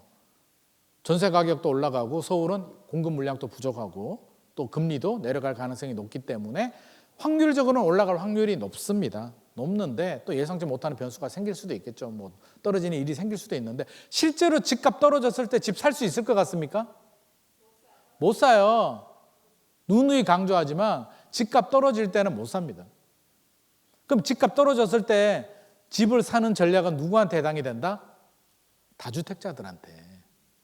다주택자들은요, 만약에 이제 2주택이다, 3주택이 있는 분들은 집값이 만약에 떨어질 수도 있잖아요. 2022년 12월이나 2012년 13년처럼 집값이 고점 대비 30% 이상 떨어졌다. 그러면 다주택자들은 한 채 더 사면 되는 거고 정부 규제가 풀릴 거니까. 근데 무주택자들은 떨어지면 무서워서 못 사고요. 떨어졌다가 올라가면 올라간다고 못 사고요. 계속 못 사는 이유를 찾는 겁니다. 그래서 저는 실수요자들은 그냥 어지간하면 그냥 사라고 합니다. 사서 버티다 보면 올라갑니다. 그래서 자 우리가 집을 한번 사면 몇 년 보유해요? 보통 한 5년에서 10년 정도 보유합니다. 단기 투자하면은 세금 내고 끝나요. 1년 내에 팔면 양도세율이 70%예요. 10억 남아도 7억은 세금 나라에 내야 된다고요. 그래서 장기 보유하면 장기 보유 특별공제도 나오고 만약에 목동 집을 샀다? 기본적으로 양도 차익이 많이 나오겠죠? 그러면 10년 보유해야 장기 보유 특별공제 1주택이면 80%까지 받고 세제 때 양도세 비과세도 12억까지 받게 되지 않아요. 우리가 비과세 1주택자는 무조건 비과세 된다고 생각하는데 12억까지만 비과세가 됩니다. 목동같이 집값 비싼 지역들은 양도세 나오기 때문에 장기 보유해야 되고요. 그러면 장기 보유하는 할 계획으로 내 집 마련하시는 분들은 뭘 물어봐야 돼요? 내년에 집값 오를까 내릴까가 아니라 10년 후에 집값 오를까 내릴까를 저한테 물어보셔야죠. 내년에 집값 오를까 내릴까? 내리면 어떡할 건데? 무서워서 못 사고, 오르면 오른다고 못 사고, 어차피 못 사는 이유를 찾는 핑계밖에는 되지 않기 때문에 필요하면 사야 되고요. 이제 변수가 있는데 내년에 이제 4가지 변수가 있습니다. 금리 인하. 올해 금리 어떻게 돼요? 올해는 이제 한 차례 인하됐는데 실질적으로 이제 올해는 기준금리 인하 안 될 것 같습니다. 지금 한국은행 보면 0.25%포인트 10월 11일 금통위 때 내렸고 올해까지는 지금 같은 분위기 이어집니다. 내년에는요? 내년에 금리 몇 번 정도 내릴까요? 아무도 모르지만 뭐 제 생각에는 제 짧은 생각에는 한 2번 정도는 내릴 가능성이 있지 않을까 싶고요. 지금 은행들이 대출 규제하잖아요. 창구 지도라고 하잖아요. 창구 지도 말이 좋지. 자, 몇 달 전에 2달 전에 있나 금감원장이 2-3달 전에 이제 은행장들 불러서 한마디 하잖아요. 야, 똑바로 해라. 똑바로 관리 좀 해라. 정부 입장에서는 지금 국회에서 막혔기 때문에 법 개정이 안 돼요. 지금 야당하고 사이가 안 좋기 때문에 법 개정이 안 되고 시행령 바꾸는 것도 쉽지 않기 때문에 유일하게 쉽게 할 수 있는 방법이 이제 대출 규제인데 은행장 불러서 똑바로 해. 왜 똑바로 하라고 할까요? 지금 경기가 너무 안 좋아요. 경기 매우 안 좋습니다. 내수 경기 지금 수출도 둔화되고 있고요. 우리나라 경제 진짜 심각합니다. 물론 중국, 일본은 더 심각하고 중국, 일본에 비하면 우리는 양반이고요. 안 좋습니다. 그러면 금리를 내려야 되는데 내리려고 하니까 서울 집값이 7월, 8월 너무 많이 올랐고 가계부채가 늘어났기 때문에 한국은행장이 계속 푸시를 줬죠. 야, 서울 집값 좀 잡아봐. 서울 집값 좀 잡아. 우리 금리 내리게 라는 시그널을 줍니다. 그래서 금감원장이 나선 거예요. 은행장들 불러서 야, 대출 규제해. 근데 금리를 올리죠. 그러니까 어떻게 돼요? 야, 이자 장사하냐? 하니까 은행에서 뭐예요? 금감원장이 불러서 야, 너희들 이자 장사하지 말고 좀 똑바로 좀 해라. 전방위적으로 대출을 막았죠. 근데 이게 언제 풀린다? 빠르면 12월이고 이뤄도 내년 되면 어떤 현상이 발생해요? 사실 올해는 은행이 9월 이전에 목표 달성 다 했습니다. 실적 달성 다 했고요. 근데 내년 새해가 되면 리셋되고 새롭게 이제 업무, 영업 실적 달성을 해야 되는데 우리가 정부 방침에 따라서 가계부채를 줄이기 위해서 우리는 올해 대출 영업을 하지 않겠습니다. 라고 할까요? 그런 은행 제가 볼 때는 없습니다. 제 생각에는 NH농협은행이 제일 먼저 내릴 것 같고 국민은행이 이제 뒤따라 내릴 것 같은데 실제로 내년 되면 이제 은행들이 금리를 빠르게 내리지는 못해도 가상금리 좀 내리고 대출 문턱을 좀 내릴 겁니다. 왜? 자기들도 먹고 살아야 되니까. 올해 은행들은 사상 최대의 영업 실적을 올립니다. 그래서 대출금리 내년에 내려가고요. 기준금리 한 2번 내리면 실제로 내년에는 대출금리 내려갈 가능성이 높습니다.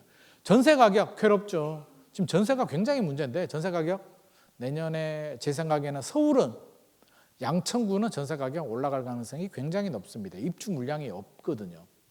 공급 감소 심각한 문제고 물량 앞에 장사 없다. 이게 지금까지 공식이었어요. 이번에 깨졌죠? 강동구에 둔촌주공 재건축한 올림픽파크 포레온 아시죠? 그게 전세 가격이 저도 실수한 게 방송 나가서 올해 12,000세대 올해 11월에 강동구에 둔촌주공 올림픽파크 포레온이 입주 물량이 나오니까 전세 가격이 떨어질 거니까 올해 강동구에 저렴한 전세 좀 구할 수 있을 겁니다라고 얘기를 했는데 무슨 소리야? 지금 전세 월세 매물이 없어요. 계속 올라가. 이게 무슨 일이지? 12,000세대의 입주를 앞두고 전세 매매가 올라간다? 사상 유례 없는 일이 발생하고 있습니다. 왜 그럴까요? 왜 전세 가격이 올라가지? 얼마 전에 사전 점검했거든요. 요즘 새 아파트들 잘 짓잖아요. 얼죽신이라고 하죠. 얼죽신. 얼어 죽어도 신축 아파트. 말도 잘 또 짓지. 얼주가 얼어 죽어도 아이스 아메리카노. 겨울에 이제 아이스 아메리카노 젊은 분들은 마시잖아요. 여기서 이제 세대차가 납니다. 저는 겨울에 아이스 아메리카노 못 먹거든요. 추워가지고. 겨울에도 아이스 아메리카노 먹는 분들은 이제 젊은 세대. 근데 자 사전 점검을 했는데 가보니까 아파트가 너무 좋은 거야. 올림픽파크 포레온 잘 지었거든요. 막 프레이드도 하고 난리도 아니었대요. 그러니까 집주인이 어떤 마음? 내가 입주해야겠다. 왜? 실거주 의무 3년 유예가 걸렸기 때문에 폐지가 아니라 3년 유예이기 때문에 어차피 입주해야 되는데 가보니까 너무 좋으니까 내놓았던 전세 월세 매물을 다 회수하고 본인들이 주인들이 다 거주하기로 바꾸면서 지금 매물이 줄어들고 전세 가격이 더 올라가는 기현상이 발생하고 있는데, 근본적으로는 뭐다? 근본적으로는 서울의 입주 물량이 부족해도 너무너무 부족해요. 미쳤어. 요 뒤에 이제 금리 얘기부터 한번 해보면, 미국이 내리고 한국은행 내리고 지금 1.75%포인트 차이가 벌어졌는데요. 금리는 집값하고 기본적으로 반비례 관계는 맞습니다. 올해는 뭐 단기 급등에 대한 피로감으로 주춤하지만 2번 정도 더 내린다면 대출금리 내려갈 수밖에 없고요. 미국하고 한국은행이 기준금리 차이가 중요한 이유는 이제 자금 유출, 환율과 자금 유출 가능성이 벌어지기 때문에, 미국이 0.5 내렸으니까 한국은행이 자신 있게 이제 0.25를 내린 거고, 내년에도 미국이 한 2번 정도는 내릴 것 같습니다. 그래서 한국은행도 적어도 한 2번 정도는 내릴 것으로 예상을 하고요. 자, 이제 피벗이라고 하죠. 금리가 이제 내려가자. 한번 분위기가 바뀌었잖아요. 이걸 피벗이라고 하거든요. 이제 긴축에서 완화로 가는데, 과거에 3번이 있었습니다. 피벗이. 2000년 이후에, 2000년 이전은 너무 오래됐으니까요. 2000년 이후에 3번 있었는데, 증시는 3번 중에 2번이 올랐고요. 서울 아파트는 3번 중에 3번이 다 올랐습니다. 피벗. 금리를 내렸을 때. 그러면 이번에는 어떻게 될까? 이번에도 올해는 큰 영향 없고요. 내년, 후내년, 2026년까지 만약에 기준금리가 내려가면 결국에는 집값 상승에 영향을 줄 수밖에 없을 것 같고, 전세 가격이 올라가면 앞서서 우리가 전세 무이자 대출이죠. 전세 가격이 올라간다는 얘기는 뭐가 올라간다? 무이자 대출 한도가 올라간다. 집주인이 이자 안 내는 무이자 대출 한도가 올라간다는 얘기는 어떻게 된다? 집값 매매 가격이 올라갈 가능성이 상당히 높다. 그러니까 전세가 제일 문제인데, 집값이 올라가면 정부는 뭘 할 수가 있어요? 집값 올라가면 세금도 규제하고 대출도 규제하고 뭐 할 게 많잖아요. 또 토지거래 허가를 할 수도 있고 여러 가지 규제 있는데, 전세가 올라가면 뭘 할 수 있을까요? 없지. 왜? 이게 세입자들이 사는 세상인데 전세가 올라가면 전세 대출을 없애버릴까요? 신혼부부들 난리가 날걸요. 전세 막아버리면. 그러니까 사실 전세는 굉장히 위험하면서 할 수 있는 게 없는, 이번에도 정책 디딤돌 대출 정부가 그거 규제한다 그랬다가 욕 엄청 먹고 잠정 위예했잖아요. 그럴 수밖에 없지. 이게 실수요자를 건드려 버리는 거는 이게 정부 입장에서는 엄청난 반발이 일어납니다. 명분이 없거든요. 집값은 명분이 있잖아요. 주택시장은 안정해야 되기 때문에 집주인들도 어느 정도 수긍을 해요. 집주인들도 천정부지 올라가는 걸 원하지 않거든요. 근데 전세는 사실상 마땅한 규제 대책이 없고요. 전세를 안정시키려면 많은 물량을 뽑아내야 되는데, 서울이 많은 물량을 뽑아낼 게 있다 없다? 없다. 왜? 서울은 빈 땅이 없다. 최근에 나온 게 뭐다? 지하철 지하화. 서울시에서 발표했죠. 지하화하면서 이제 한 땅이 선로 부지와 역사 부지가 나오는데 한 100만 평 정도, 약 그 정도 부지가 나오는데, 그거 잘 활용하면 괜찮은데 언제 된다? 2045년에서 2050년 계획입니다. 근데 계획보다 늦어지겠죠? 2050년이면 여기 계시는 분들 중에 한 절반 정도는 보지 못할 수도 있고, 저도 장담 못 하겠습니다. 25년 후는, 저도 나이가 50대 중반인데요. 25년 후면은 한 80대잖아요. 이번에 김수미 선생님 돌아가셨는데 75세인가 6세였잖아요. 그러니까 그 지하철 지하화 완공되는 걸 저도 못 볼 수도 있는데, 그 언제 기다리겠냐고. 그러니까 서울은 근본적으로 재건축 재개발이 아니면 물량이 안 나오는데, 목동 재건축 언제 될까요? 지금 이제 안전진단 패스하고 통과되고 신속통합계획에서 추진을 하는데 몇 년 걸릴 것 같아요? 기본적으로 10년 걸려요. 10년에서 15년 그냥 걸립니다. 왜? 이해관계가 주민들이 이제 진행하게 되면 추가 분담금 문제, 여러 가지 문제 때문에 분쟁이 생겨요. 3가지 문제가 있습니다. 주민끼리 갈등, 조합장 되면 돈이 되니까 서로 조합장 하려고 또 소송 걸 수도 있고요. 별의별 일이 다 생깁니다. 시공사와의 갈등, 서울시와의 갈등. 서울시와의 갈등 없을 것 같습니까? 지금이야 오세훈 서울시장이 신속통합계획 열심히 도와주는데, 2027년이 대선인가요? 2027년 전에 2026년 정도 되면 오세훈 서울시장이 서울시장 한 번 더 할까요? 대선 출마할까? 저는 대선에 나가지 않을까? 한동훈도 그렇고 이재명도 그렇고. 그러면 다음에 시장이 바뀌었을 때 신속통합계획을 그대로 유지할 것인가에 대한 저는 약간 회의적인 생각? 그래서 일기 신도시도 생각보다 시간 오래 걸릴 수도 있을 것 같고요. 오세훈 서울시장이 있을 때 최대한 속도를 좀 뽑아내야 되는데 어떻게든 몇 년 안에 10년 안에 새 아파트 입주 물량 안 나옵니다. 그러면 이 그래프를 보면 서울 한번 볼까요? 이게 올해 이게 올해가? 이게 올해 2025년, 2026년. 근데 이게 올림픽파크 포레온을 어디다 집어넣느냐에 따라서 숫자, 이게 12,000세대가 올림픽파크 포레온이 포함된 숫자예요. 그럼 빼버리면 올림픽파크 포레온 빼면은 2만 4천 정도밖에 되지 않아요? 문제는 2026년 6,966호. 이게 뭔 말이야? 조사기관에 따라 차이는 있겠으나 10,000호가 안 된다는 얘기예요. 자, 서울이 입주 물량이 부족하죠? 그러면 가끔 이렇게 말씀하시는 분들이 있어요. 입주 물량은 물론 중요하지만 집주인들이 매물을 내놓으면 안정이 돼. 집주인이 매물을 내놓을까요? 지금 분위기에 역지사지에서 네가 집주인이면 지금 매물 내놓겠냐고. 쉽지 않아요. 이게 불확실성, 시장에서 싫어하는 거는 불확실성이고 좋아하는 거는 기대감이거든요. 2022년처럼 금리 실제로 3.5% 기준금리가 문제가 아니라 그때는 막 올라가는 속도를 보니까 이게 5%를 갈지 6%를 갈지 모르기 때문에 불안하니까 금매로 판 거예요. 불확실성. 안 보이니까. 우리가 앞이 안 보이면 불안하거든요. 터널을 통과할 때 앞에 빛이 보이면 무섭지 않은데 빛이 안 보이면 무섭거든요. 내가 중간에 왔나? 다 와가나? 이제 시작인가? 두렵죠? 두려우면 금매로 던지는 겁니다. 근데 지금 집주인들이 두려울까요? 공급도 부족하고 금리도 내려갈 것 같고 전세 가격도 올라갈 것 같고 집주인이 급한 사람들은 다 팔았고 세금도 좀 종부세 부담도 줄어들었고 집주인이 아쉬울 상황은 제가 볼 때는 아닙니다. 오히려 매수자들이 아쉬워요. 이러다가 또 올라가면 어떡하지? 불안해 죽겠네. 현금 가지고 있는 분들, 특히 현금 가지고 있는 분들, 특히 집을 가지고 있다가 팔고 무주택이 되신 분들은 엄청나게 불안합니다. 처음부터 무주택인 분들은 괜찮아요. 고기도 먹어본 사람이 안다고. 안 먹어본 사람은 이게 갈비가 맛있는지 모르거든. 근데 먹어본 사람은 어때요? 집도 한번 가진 사람이 팔면은 심리적으로요, 하루에 아마 마음이 한 10번은 왔다 갔다 할 겁니다. 사야 돼, 말아야 돼, 사야 돼. 밥 먹을 때마다 사야 돼, 말아야 돼. 2012년도 서울 집값 떨어졌을 때요, 12년, 13년도에 제 고객들 중에도 판 사람들이 있어요. 불안하니까. 너무 스트레스 받으니까 집값이 언제까지 떨어질지도 모르겠고 막 대출이자 부담되고 하니까 팔아버렸다고요. 강남 아파트를 팔아버렸는데 1년 후에 저를 찾아왔어요. 자기가 팔았는 똑같은 집을 1억 더 주고 샀더라고. 그래서 제가 아니 왜 그러세요? 그랬더니 우리 남편도 그 얘기예요. 너 왜 그러냐? 근데 잠이 안 온대요. 불안해서. 팔고 나니까 마음이 편할 줄 알았는데 그때부터 악몽이 시작. 어떡하지? 내가 괜히 팔았나? 아닌가?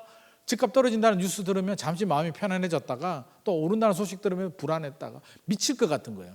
그래서 똑같은 집을 1억 더 주고 샀다니까. 근데 그분 잘했어요? 못했어요? 잘했어. 안 샀으면 제 명예 못 살았지. 몇 년 후에 서울 집값이 10억, 강남 아파트가 10억 이상 올랐으니까 그 후로 연락이 안 오더라고. 집값 막 떨어질 때는 저한테 연락 오고 저는 엄청 괴롭히더만 집값 오르니까 커피도 한 잔 안 사시더라고요. 그런 현상이 발생합니다. 입주 물량이 일단 절대적으로 부족하고요. 문재인 정부 시절에 집값 많이 올랐잖아요. 2017년, 18년, 19년. 그때 입주 물량이 얼마인 줄 아십니까? 서울? 뒤에 나오나? 여기 나오네요. 4만 6천. 맞나? 46만인가? 서울이 46만 나올 리가 없는데? 이 전국이구나. 이게 전국이에요, 전국. 전국이고 서울 기준에서는 한 4만 7천 호, 4만 6천 호, 4만 5천에서 4만 7천 호 사이가 나옵니다. 10년 내에 가장 많은 물량이 나왔어요. 그런데 집값이 올랐다 내렸다? 올랐다. 입주 물량이 4만 호가 나와도 서울 집값은 올라요. 근데 2만 호? 만 호도 안 나온다? 굉장히 심각하고요. 전세는 더 문제입니다. 전세 가격 무조건 올라갑니다. 6천 세대인데 전세가 올라가면 매매 가격이 지금은 안 올라도 몇 년 후에 또 자극을 받을 가능성이 높아요. 만약에 내년에 집값이 안 오르면 몇 년 후에 또 올라가겠죠. 일단 전세 가격은 무조건 올라가니까. 전세는 안 멈춥니다. 실수요자 시장이기 때문에 무조건 올라가요. 월세가 떨어지나? 전세 월세 동반 상승입니다. 그래서 이게 심각하다는 거고요. 그럼 이거 어떻게 해결하지? 서울은 이거 공급 물량 지금 막 정부도 노래 가잖아요. 270만 원 플러스 알파 반도 달성 못했죠. 어차피 안 되는 계획이고. 왜? 제가 250만 원 한다니까 나는 270만 원 하고 막 이랬잖아요. 실전 안 되고. 서울은 사실은 우리가 냉정하게 말하면 공급이 부족한 게 아니고요. 서울은 뭐가 문제다? 수요가 많다. 과수요. 서울은 수요가 많은 게 문제지 공급이 부족. 서울의 아파트가 200만 원, 전국 아파트가 200만 원 정도 되고 서울의 아파트 주택이 얼마나 많은데요. 인구가 많지. 저는 고향이 시골이거든요. 지방에. 명절 되면 이제 부모님 뵈러 갑니다. 갔다가 이제 올라오는 길에 엄청 막히잖아요. 올해도 엄청 막히더라고. 그러면 어떤 생각이 들어요? 아유, 저를 포함해서 나 같은 촌놈들이 지방에 살았어야 되는데 이게 서울로 올라오니까 서울 집값이 안 오르고 되겠나? 라는 생각이 드는 거예요. 서울은 수요 과잉입니다. 수요 과잉. 근데 이 수요를 분산하지 않으면 서울은 집값 못 잡습니다. 제가 볼 때는. 아무리 짓는다? 열심히 지어서 MB정부 때 보금자리 있잖아요. 반값 아파트 한 2만 호 공급을 했을 때 1년 정도 안정됐고요. 그 후로 효과 없습니다. 뭘 해도 안 됩니다. 서울에 그린벨트 풀면 10,000호에서 20,000호 정도 나오거든요. 서울 집값 안정될 것 같습니까? 그러니까 서울은 수요를 분산하지 않으면 답이 안 나오는 동네인데 지금 수요 분산은 현실적으로 어렵죠. 수요 분산은 어떻게 해야 돼요? 양질의 일자리가 지방으로 가야 되고요. 대기업들이. 지방으로 가면 왜 안 가요? 땅값도 저렴한데? 사람이 안 오거든. 인재들이 좋은 대학교 나온 애들이 마지노선이 평택까지예요. 평택까지는 가는데 경기도 마지막 남단 평택 넘어가게 되면 이제 스카이 출신들이나 성균관대, 한양대 나온 애들이 내려가지 않습니다. 지방의 인재들. 그러니까 제가 학교 다닐 때만 하더라도 서울대는 무조건 가고요. 연대 갈까, 고대 갈까, 한양대 갈까, 경북대 갈까, 부산대 갈까를 고민해요. 제 친구들이. 그때만 하더라도 지방대가 꽤 강했거든요. 지금 다 죽어버렸죠. 그래서 지방대를 강화하고 뭐 서울대학교를 좀 약화시키고 이렇게 해야 되는데 정책하시는 분들이 다 서울대 나왔고 스카이 나왔기 때문에 자기 모교를 약화시키지 않습니다. 그래서 실질적으로 저는 제가 답도 없는 얘기를 하고 있는 겁니다. 그럼 그 얘기는 뭐다? 서울 집값은 수요가 이제 김현장에 있는 제 친구한테 밥 먹으면서 이 얘기했더만 야 그런 말 하지 마. 끝났어. 서울 집중하는 이제 못 막어 라고 얘기를 하더라고요. 굉장히 마음이 아팠는데 사실상 막기는 좀 어려울 것 같습니다. 이제 와서 지방을 개발한다? 서울의 집중화를 막지 못하면 서울 집값 뭐 일시적으로 금리가 올라가면 좀 조정될 수는 있겠으나 그게 일시적인 효과밖에는 안 될 것 같고요. 목동 집값, 양천구 집값 안타까운 얘기지만 저는 주택시장이 안정되길 바라거든요. 안정된다는 게 또 폭락이 아니라 그냥 물가 상승률 정도 올라가길 바라는데 현실적으로는 그렇지 않을 것 같습니다. 이게 오래된 문제예요. 조선시대에 다산 정약용 선생이 저는 제가 확인한 건 아니고 어떤 교수님이 뭐 실제로 그런 게 있다는데 다산 정약용 선생이 이제 유배를 가면서 자식한테 한양집 절대 팔지 마라고 얘기했다고 하던데 조선시대 때도 한양집 절대 팔지 마. 너 그거 팔면 우리 이제 끝장나. 아빠가 유배 갔다 올 테니까 너 집 잘 지키고 있어. 조선시대에도 집이 부족했고요. 실제로 이제 문헌들을 보면 양반들이 이제 뭐 발령 나잖아요. 그 뭐 성춘향이 뭐처럼 뭐 암행어사도 가고 뭐 지방에 발령 나면 지들끼리 그런 얘기를 했다고 하더라고요. 야, 너 한양집 팔고 지방 가면 너 다시는 한양 못 온다? 뭐 이런 얘기를 실제로 했다고 하더라고요. 오죽하면 그런 우리 속담 있잖아요. 말은 제주도로 보내고 사람은 서울로 보낸다고. 옛날부터 서울로 꾸역꾸역 보내니까 서울은 과수요. 지금도 과수요. 10년 후도 과수요. 10년 후면 서울 인구 줄어들까요? 최근에 그래프 보면 서울 인구 줄어들어요. 왜 줄어들까요? 집값이 비싸니까 어디로 간다? 경기도, 인천으로 가서 그렇고요. 수도권으로 보면 인구가 늘어요. 오히려. 지금 인구 감소 시대에 오히려 인구가 늘어나고 있다고. 지방에 있는 분들이 다 서울로 올라오니까. 서울 집값이 비싸니까 경기도로 가고 인천으로 가는데 직장은 서울이야. 출퇴근해. 그러면 잠은 경기, 인천에서 자는데 생활은 서울이야. 그럼 이분들이 생활권이 어디예요? 서울에 있는 돈은 서울에서 쓴다고. 경기도는 이제 집만 사고 잠만 잔다고요. 그러니까 생각처럼 이게 간단한 문제가 아니고요.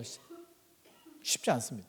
그러면 시장 흐름을 따라가 보면 1차 하락, 2차 하락 옛날에 박근혜 정부 시절에 있었고요. 지금 1차 하락이 있고 물론 뭐 집값이 영원히 올라간다는 게 아니라 중간에 2차 하락이 한번 올 수도 있습니다. 예상치 못하는 상황. 미국이 뭐 경제 침체가 심각해졌다. 중국이 경제 위기가 와. 중국 지금 굉장히 어렵거든요. 중국 지금 난리도 아닙니다. 빈집도 많고 경제가 우리는 양반이에요. 굉장히 어렵고 뭐 대만 침공할 수도 있고 우크라이나 전쟁 보니까 그렇잖아요. 우크라이나 러시아가 어떤 나라예요? 소련 연방이고 친척이고 사촌이고 저들끼리는 왔다 갔다 하고 뭐 친척도 있고 막 그래요. 형제 나라예요. 형제 나라. 형제 나라인데도 전쟁하잖아. 이해관계가 달라지면. 그러면 언제든지 전쟁은 날 수도 있어요. 그러면 예상치 못하는 상황이 생기면 한 번 더 떨어질 수는 있는데 그 내용이 있나요? 여기 있네. 떨어질 수는 있고요. 자, 실수요자들은 앞서서 제가 얘기했죠. 자금이 되고 필요하면 사셔라. 무주택자들, 실수요자들은 고민하지 마십시오. 그래도 집값이 너무 비싸요. 물론 돈이 있으면 목동집 사도 되고요. 여의도 사도 되고요. 강남 사도 되는데 그 정도 여유 자금이 많지 않다라고 한다면 고점 대비 아직도 회복되지 않은 곳들 많이 있거든요. 한강벨트만 전고점 회복했고요. 한강벨트가 아닌 지역들은 아직 전고점 회복하지 않았기 때문에 우리 애들이 성장을 해서 돈은 부족한데 내 집 마련해야 되는데 돈 부족하고 내 집 마련해야 되면 꼭 한강벨트 아니더라도 현실적으로 할 수 있는 지역 찾아서 고점 대비 한 80% 수준 머물러 있는 아파트 이렇게 좀 사셔도 됩니다. 그래서 집값 떨어지면 절대 무서워서 못 사고요. 너무 많이 달리지는 마십시오.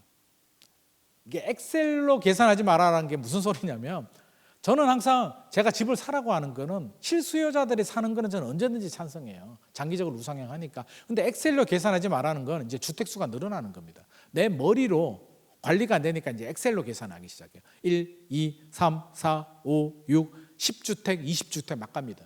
실제로 있어요. 그럼 어떤 문제가 생기냐면 엑셀로 계산하면 이제 계산을 하잖아요. 그걸 맹신하게 돼요. 이 계산을. 우리 인생이 내 생각처럼 계산처럼 돌아가나요? 천만의 말씀. 예상치 못하는 상황들이 생기잖아요. 엑셀로 계산했는데 그게 변수가 생겨서 2022년처럼 금리가 올라서 집값이 떨어지는 순간 모든 계산이 다 틀려버리면서 연쇄작용이 생기면서 앞서서 우리가 전세 사기 얘기했잖아요. 본의 아니게 역전세가 생깁니다. 연쇄 한 개 생기면 역전세는요. 내가 집이 20채가 있으면 한 개 생기면 도미노처럼 쭉 생기거든요. 그러면 역전세 1억이 생기면 내가 어떻게든 마련하는데 10채 20채가 되면 1억이 10억 되고 15억이 되고 20억이 돼요. 그러면 디폴트가 돼버립니다. 파산 나버립니다. 계획처럼 버티면 실제로 집값은 올랐는데도 부도가 나요. 왜? 팔면 되잖아. 자, 왜 못 파는지 아십니까? 부동산이 무서운 게 첫 번째 세금. 팔아서 남는 돈은 내가 이미 다시 투자하고 투자해서 돌려버렸기 때문에 팔았는데 양도세가 나중에 엄청나게 나옵니다. 양도세 폭탄 맞게 되고요. 두 번째는 이제 임대사업자 등록을 하는데 우리가 이론적으로는 임대사업자 이제 의무 보유 기간이 있고 안 지키면 과태료 내고 뭐 이렇게 되잖아요. 현실은 어떻게 되는지 아세요? 의무 보유 기간 안 지키고 과태료 내고 팔면 어떤 일이 발생해요? 실제로 세금도 세금이고 등기소에서 등기가 안 나옵니다. 등기가 안 넘어가요. 그래서 제 친구가 실제로 최근에 이제 이런 일이 있었는데 이제 거의 뭐 파산인데 무슨 수를 서도 정리가 잘 안 돼요. 그러니까 임대사업자 안 낸 집들은 괜찮은데 임대사업자 등록하니까 생각처럼 황금성이 쉽지가 않더라고요. 그래서 흑자도산이 납니다. 흑자도산이. 그래서 저는 투기는 하지 마셔라. 내 집 마련을 하는 거는 참 좋은데 투기는 하지 말라고 합니다. 그래서 저는 2주택까지 또 많게는 3주택까지는 이해를 하는데 이게 엑셀로 관리하기 시작하면 이건 투기거든요. 그래서 저는 제가 투기를 하라고는 절대 말씀드리지 않습니다. 인생에 우리가 뭐 부동산 못해서 죽은 귀신이 있는 것도 아니고요. 1주택, 2주택, 뭐 많게는 3주택까지는 이해를 해도 그렇게는 하지 마시기 바랍니다.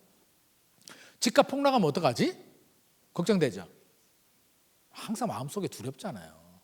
안 두려워요? 전쟁 나면 어떡하지? 작년인가 재작년에 왜 북한이 미사일 쏴서 서울시에서 새벽에 알람 문자 보내서 놀라지 않으셨나요? 다 주무셨구나. 저는 그때 JTBC 지하철 타고 JTBC 가고 있었거든요. 새벽에 삐 울리더라고요. 모든 사람이. 이 영화에서 보는 장면 아니에요? 내 휴대폰만 울리는 게 모든 사람 휴대폰이 다 울려. 그래서 보니까 뭐 북한이 미사일을 발사해가지고 뭐 막 그렇대. 긴급 대피하래. 아니 지하철 타고 가는데 어디 대피하지? 일단 첫 번째 황당하고 지하철 타고 가는데 대피하래. 한강으로 뛰어내릴까? 막 한강 지나가고 있었거든요. 뛰어내릴까? 그래서 놀래서 이제 네이버를 누릅니다. 네이버가 접속 불량이 나더라고. 어떤 생각이 드는 줄 아세요? 네이버가 폭격 맞았구나. 미사일을 쐈는데 네이버가 접속이 안 되니까 저는 네이버 데이터 센터가 폭격 맞은 줄 알았어요.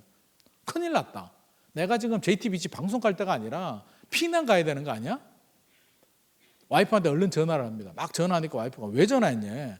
뉴스 빨리 봐라고 지금 네이버 폭격 맞았다 그러니까 뭔 자다가 봉창 두드리냐. 그래서 그래? 다시 보니까 그게 아니더라고. 순간 너무 놀랐는데 그렇게 되면 집값이 어떻게 될까? 실제로 폭격 맞으면 어떻게 돼요? 맞을 수 있잖아요. 모든 분이 이해관계니까. 러시아 우크라이나도 전쟁하는데 북한이 미사일 쏘지 않는다는 보장이 있습니까? 폭격 맞으면 우리는 어떻게 해야 돼요? 예? 죽어요? 예? 쫄딱 망해요. 폭격 맞으면 일단 집값 떨어지겠죠. 그러니까 우리는 어떻게 해야 되냐고. 폭격 맞으면. 그러니까 망해도 그냥 가만히 있어요. 나 망했다고. 그럼 뭘 해야 돼요?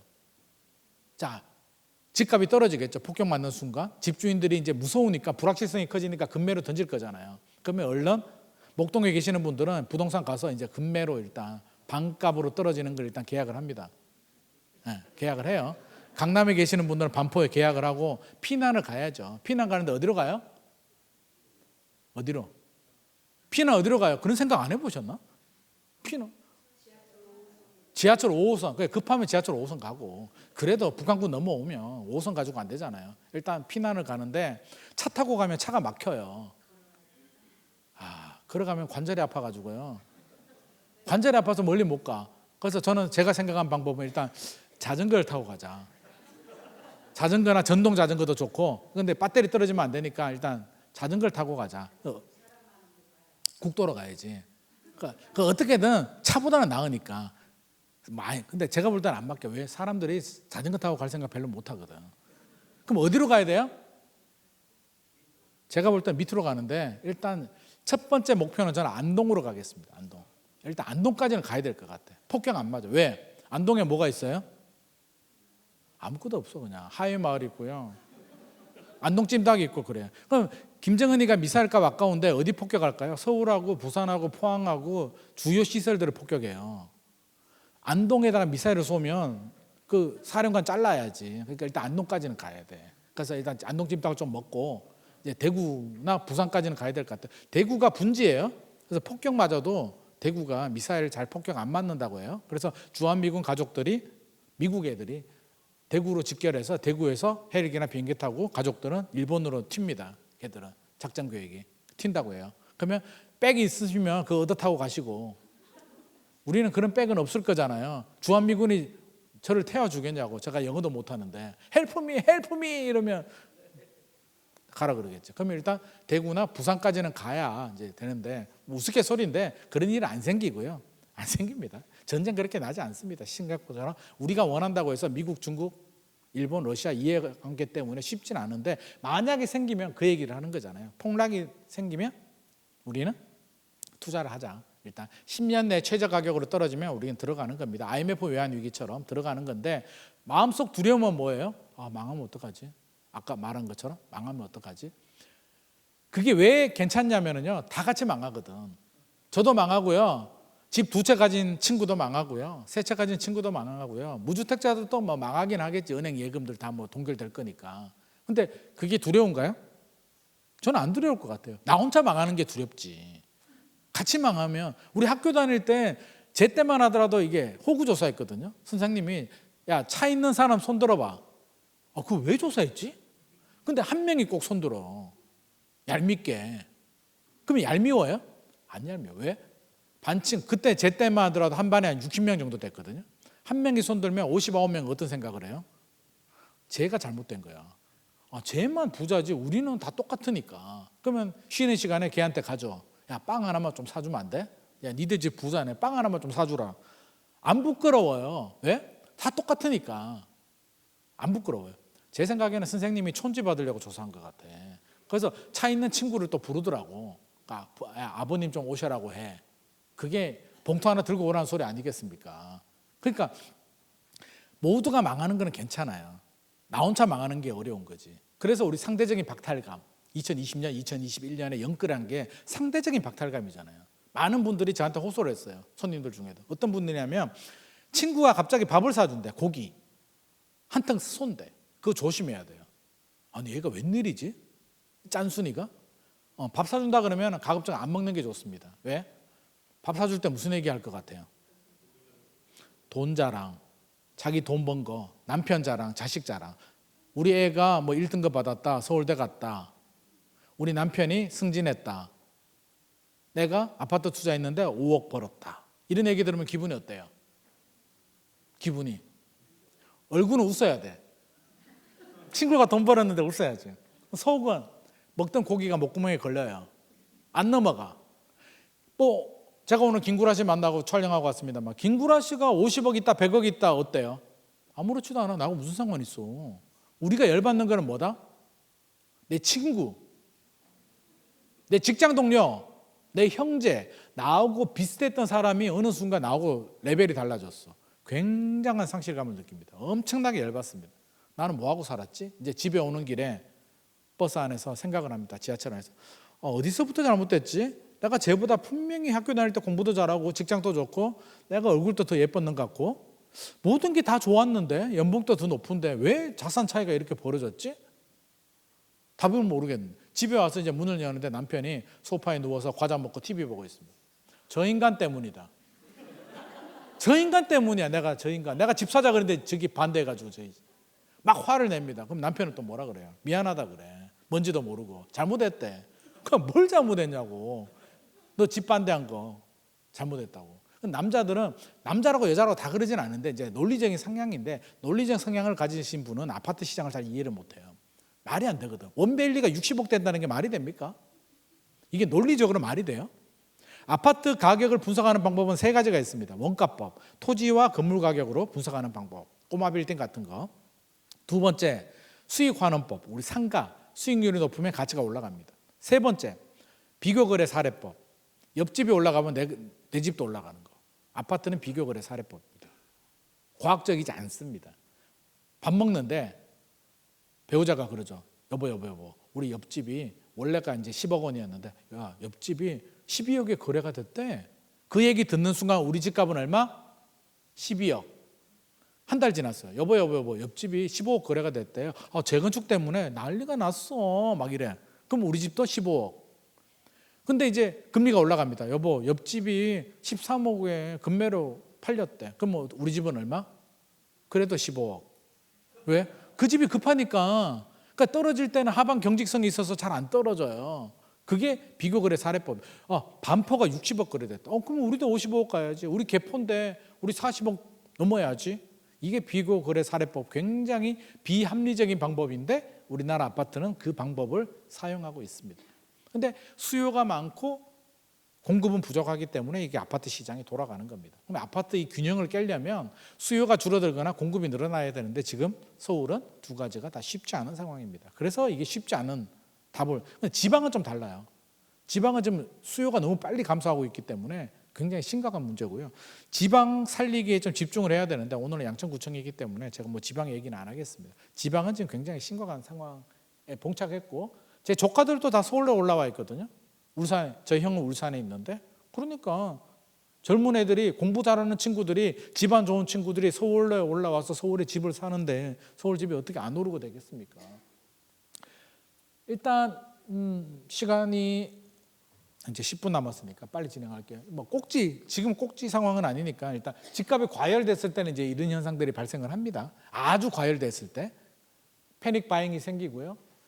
규제 지역, 강남 규제 지역에 묶이고요. 안 오르던 집들 오르고요.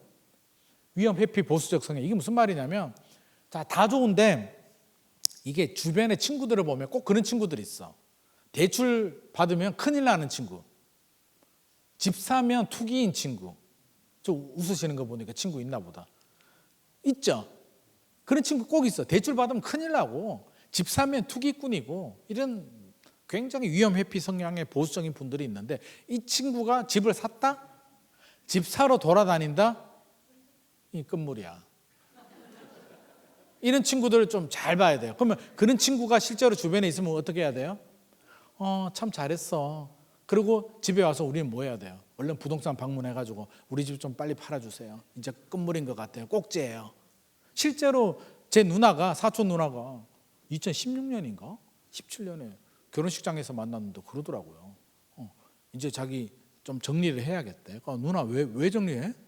집도 잘 살거든요. 남편 의사고. 왜 정리해? 그러니까 지금까지 20년 동안 집을 안 산 친구가 이번에 샀잖아. 끝물이야 우리 동네. 그러면서 서울 아파트를 사더라고요. 지방에 계시는데. 그래서 저게 맞는 방법인가 했는데 진짜 맞대.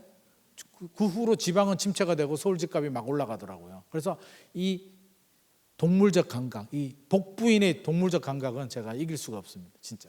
그래서 실제로 이게 맞아요. 지금까지 집을 안 산 위임 회피 성향 분들이 집을 산다는 얘기는 얼마나 집값 상승에 대한 고통, 기다리고 집값 떨어지기를 기다리다가 집값이 올라가니까 못 버티고, 그러니까 5년 이상 기다렸다는 얘기예요. 5년, 7년을 기다렸다는 얘기고, 서울 집값은 보통 5년에서 7년 정도 오르면 상승장이 마무리가 되거든요. 그래서 이런 분들이 집을 사면 이제 끝물입니다. 거의 끝장납니다. 이제 조정기가 지나고 다시 올라갑니다. 그래서 이분도 고점에 샀는데도 10년 버티면 또 올라갑니다. 그래서 걱정할 필요는 없고, 이제 중간 과정이, 조정의 과정이 조금 스트레스를 받겠죠. 부부싸움하고 남편 몰래 샀으니까. 숟가락 집어던지는 사람도 제가 봤거든요. 우리 제 아시는 분 중에 아침에 밥 먹을 때마다 남편이 숟가락 집어던진대. 집값 떨어져가지고 2012년도 2013년도에 숟가락 집어던져서 저한테 상담받으러 왔어요. 돈 주고. 그게 상담인가? 그 제가 뭐라고 상담했을 것 같아요? 일단 밥을 해주지 마라. 밥을 해주지 말고 잠을 따로 자고 밥을 해주지 마라. 그리고 2년 3년만 버텨라. 상황이 역전된다. 그래서 집값 올라가면 그때부터 당신이 숟가락 집어던져라. 아마 그랬을 것 같아요. 그 후로 집값 계속 올랐거든요. 아마 남편 반 죽었을 것 같습니다. 실제로. 그래서 주도권에 이런 남편들이 굉장히 많아요. 집값 반대했다가 집값은 장기적으로 우상향하잖아요. 결국에는 반대하는 사람이 지게 돼 있거든요. 제 주변에도 되게 많아요. 대기업 임원인데 남편이, 그 대기업 임원이면 밖에 나가면 큰 소리도 치고 회사 가면 뭐 인사 받는 사람인데 부인 앞에만 서면 쭉 이렇게 위축이 돼요. 왜? 집값 반대했다가 집값이 올랐거든. 저번에 만난 분도 삼성 임원인데 부부가 같이 상담 받았는데, 그 삼성 임원이면 좀 막 국제 정세도 알고 똑똑하신 분이잖아요. 뭐 얘기하다가 이제 남편이 이제 겨들잖아요. 그러지, 맞아. 경제가 이렇게 하면 부인이 뭐라 그러는 줄 아세요? 어디? 그러면 알았어, 미안해 이렇게 돼요. 그러니까 주도권을 뺏겨버리는 문제들이 생깁니다. 그래서 그렇고, 이제 바닥의 시그널, 이거는 2022년 12월, 2023년 1월에 한번 왔고요. 2차 하락이 올지 안 올지는 몰라요. 우리가 미래는 모르니까. 만약에 온다면 추가 하락이 뭐 예상치 못하는 변수들이 생길 수도 있잖아요. 내년이든 후내년이든 3년 후든 안 생길 수도 있고, 만약에 생긴다면. 근데 무주택자들이 이걸 기다리지는 마세요. 무주택자들은 이거 기다려서 만약 이 상황이 발생하면 무서워서 못 사요. 그러니까 이걸 기다려라고 제가 말씀 안 드리는데, 무주택이 아닌 분들은, 또 뭐 준비하시는 분들은 만약 이런 상황이 발생하면 그때는 이제 추가 구입의 기회로 좀 삼는 게 좋은 투자 전략일 것 같고요. 일단 미분양이 늘어나고 고점 대비 30% 정도 하락을 합니다. 우리가 이거를 폭락이라는 표현을 써요. 폭락은 일부 유튜버들이 말하는 뭐 반값이나 뭐 40% 이렇게 떨어지지 않습니다. 고점 대비 30% 떨어지면 폭락이에요. 그래서 30% 정도 떨어지면 사셔도 돼요. 더 떨어지면 어떡하죠? 그건 어쩔 수 없지. 더 떨어졌다가 우리가 100% 바닥이라는 건 시간이 지나야 알기 때문에 고점 대비 30% 정도 6개월이나 1년 내에 떨어지면 그게 이제 폭락입니다. 그러면 우린 그때 집을 좀 사시면 되고, 거기서 더 나가면 이제 강남이 규제 지역에서 풀립니다. 아직은 강남 3구, 용산구 규제 지역에 묶여 있죠. 그 얘기는 역설적으로 뭐예요? 비싸다. 강남 집값이 안 떨어졌다. 강남 집값이 떨어지면 규제 지역에서 풀리는데, 안 풀렸다는 얘기는 강남 집값은 본격적인 조정을 받지 않았습니다. 그러면 강남 집값이 계속 올라갈까? 일각에서는 뭐 계속 올라간다 그러는데 저는 거기에 동의하지 않아요. 왜? 예상치 못하는 상황이 또 발생하게 되면 어떤 극적인 이벤트, 미국이나 중국이나 뭐 어디서 생길지는 모르죠. 뭐 하나 생기면 단기간에 또 한번 불확실성, 무조건 불확실성이에요. 불확실성이 생기면 강남도 떨어집니다. 그게 일시적으로 떨어져요. 그때는 우리가 좀 매수 기회로, 목동도 떨어지죠. 강남 떨어지면 목동 안 떨어지겠습니까? 가진 사람들은 버티면 되고, 사야 되는 분들은 하나 더 사면 됩니다. DSR도 풀릴 거고요. 마지막으로 양도세 특례 아시죠? 5년간 양도세 면제. IMF 때 나왔고요. 2013년도 박근혜 정부 때도 나왔습니다. 지금 집 사면 5년간 양도세 면제를 해주고요. 기존 주택은 주택수에서 빼줍니다. 5년 동안 양도세를 안 받겠다는 얘기예요. 국가가. 돈 걷어가는 국가가 엄청난 혜택이고요. 이게 나오면 더 이상 나올 카드가 없습니다. 무조건 들어가야 됩니다. 양도세 특례 5년간 양도세 면제가 만약에 나온다면 그때는 있는 돈 없는 돈 끌어모아서 들어가십시오. 그때는 더 이상 기회는 없습니다. 근데 이게 올지 안 올지는 모르죠. 언제 올지도 모르겠고. 그래서 무주택자들이 이걸 기다리지는 마시고 1주택이나 2주택이나 가진 분들이 만약에 이런 상황이 오면 내가 사든 자녀분들이 사든 이렇게 하시는 게 좋을 것 같고, 그래도 온다. 그래도 나는 좀 너무 모호해. 좀 구체적으로 알려줘라고 하면 일단 세 가지 기준에서 말씀드리는데 최고가 대비 30% 떨어져야 되고요. 떨어지면 좋겠고 두 번째는 2022년 12월 2023년 1분기 가격 정도로 떨어지면 들어가면 좋겠고, 세 번째는 만약에 폭락한다면 2019년 정도 가격까지도 폭락하면 더 이상 기다리지 말고 들어가십시오. 더 떨어지면 어쩔 수가 없습니다. 완전 떨어진다? 망한다? 그럼 같이 망하는 거고. 근데 그런 상황은 안 생긴다고 보고 이 정도는 하시는 게 좋을 것 같고, 이제 10페이지 남았네. 현재 가치는 이제 눈에 보이는 좋은 가치입니다. 그래서 목동이 왜 좋아요? 다 갖췄거든. 역세권에, 무엇보다 교육 환경에, 주거 환경, 공원도 있고. 목동이 부족한 게 뭐지? 현대백화점도 있고, 편의시설, 슬세권. 생각보다 이게 백화점이 굉장히 중요하거든요. 슬세권이. 부자 동네일수록, 고가 지역일수록 백화점의 가치가, 이게 우리가 슬세권이라고 하거든요. 슬리퍼 신고 쇼핑한다. 굉장히 중요한. 옷 차려입고 차 타고 가는 거는 그게 중요하지 않아. 그냥 편하게 슬리퍼 신고 가는 게 슬세권인데 그게 굉장히 중요한 가치를 합니다. 압구정 현대백화점. 실제로 이제 자산이 몇천 억이 있는 분이 이제 자녀한테 집 사주려고 돈이 많으니까 이제 컨설턴트를 불렀다고요. 야, 우리 애 집 하나 사줘.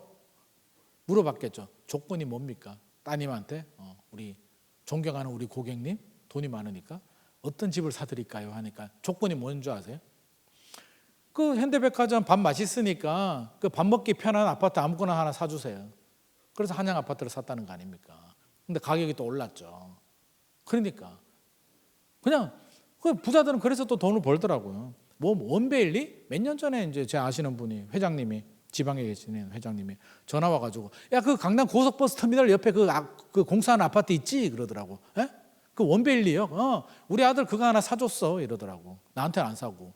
그래서 개념이 그게 서울에서 제일 좋은 아파트라며 그냥 그거 하나 샀어 이러더라고.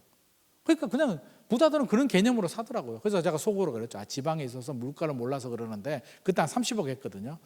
야 30억? 뭐 금리도 올라가는데 눈탱이 맞은 거 아닐까? 그게 지금 60억이잖아. 그러니까 부자들은 또 돈을 또 그렇게 벌더라고요. 어떻게 됐든 간에 현재 가치 목동은 좋은 가치를 다 가지고 있고요. 이제 빨리빨리 넘어갈게요. 교육 환경은 교육 환경은 두 가지가 있어요. 학교가 있고 학원가가 있는데 목동은 두 가지를 다 거쳤어요. 대치동도 마찬가지고 목동은 우수한 학원가와 좋은 학교 두 가지를 다 갖췄기 때문에 이 가치가 대한민국에서 서울에서 실제로 이 두 가지를 다 갖춘 지역이 그렇게 많지 않아요. 학교와 학원가를 갖춘 데가 대치동하고 목동하고 평촌하고 저 북쪽에는 중계동하고 일부 이제 잠실이나 마포나 일부 몇 개 있는데 목동처럼 그렇게 강하진 않죠.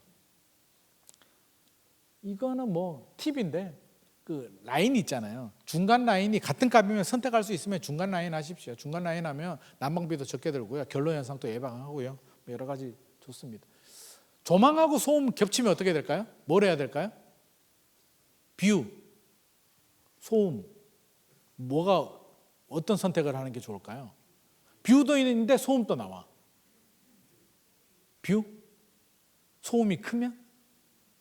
소음이 생활하기 불편할 정도로 크지 않으면 뷰가 좋고요.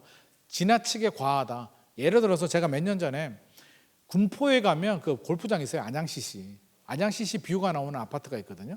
그 아파트 앞에 뭐가 지나다니냐면 철길이 있어요. 화물 열차가 지나다니거든요. 그 당시에. 그래서 뷰가 너무 좋더라고.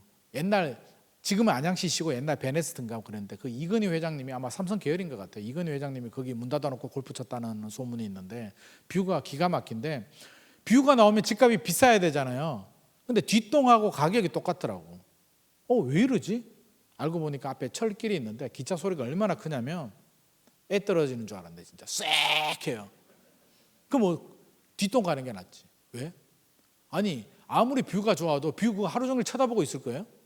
뷰 가치는요 그냥 투자 가치로서 좋은 거지 실제로 살아보면 그 남 골프 치는 거 계속 구경할 거예요. 스토커도 아니고 안 보잖아요. 실제로 안 봐요. 한강 뷰 나오면 계속 한강 쳐다볼 것 같아요? 한강 쳐다보면 어떤 일이 발생해요?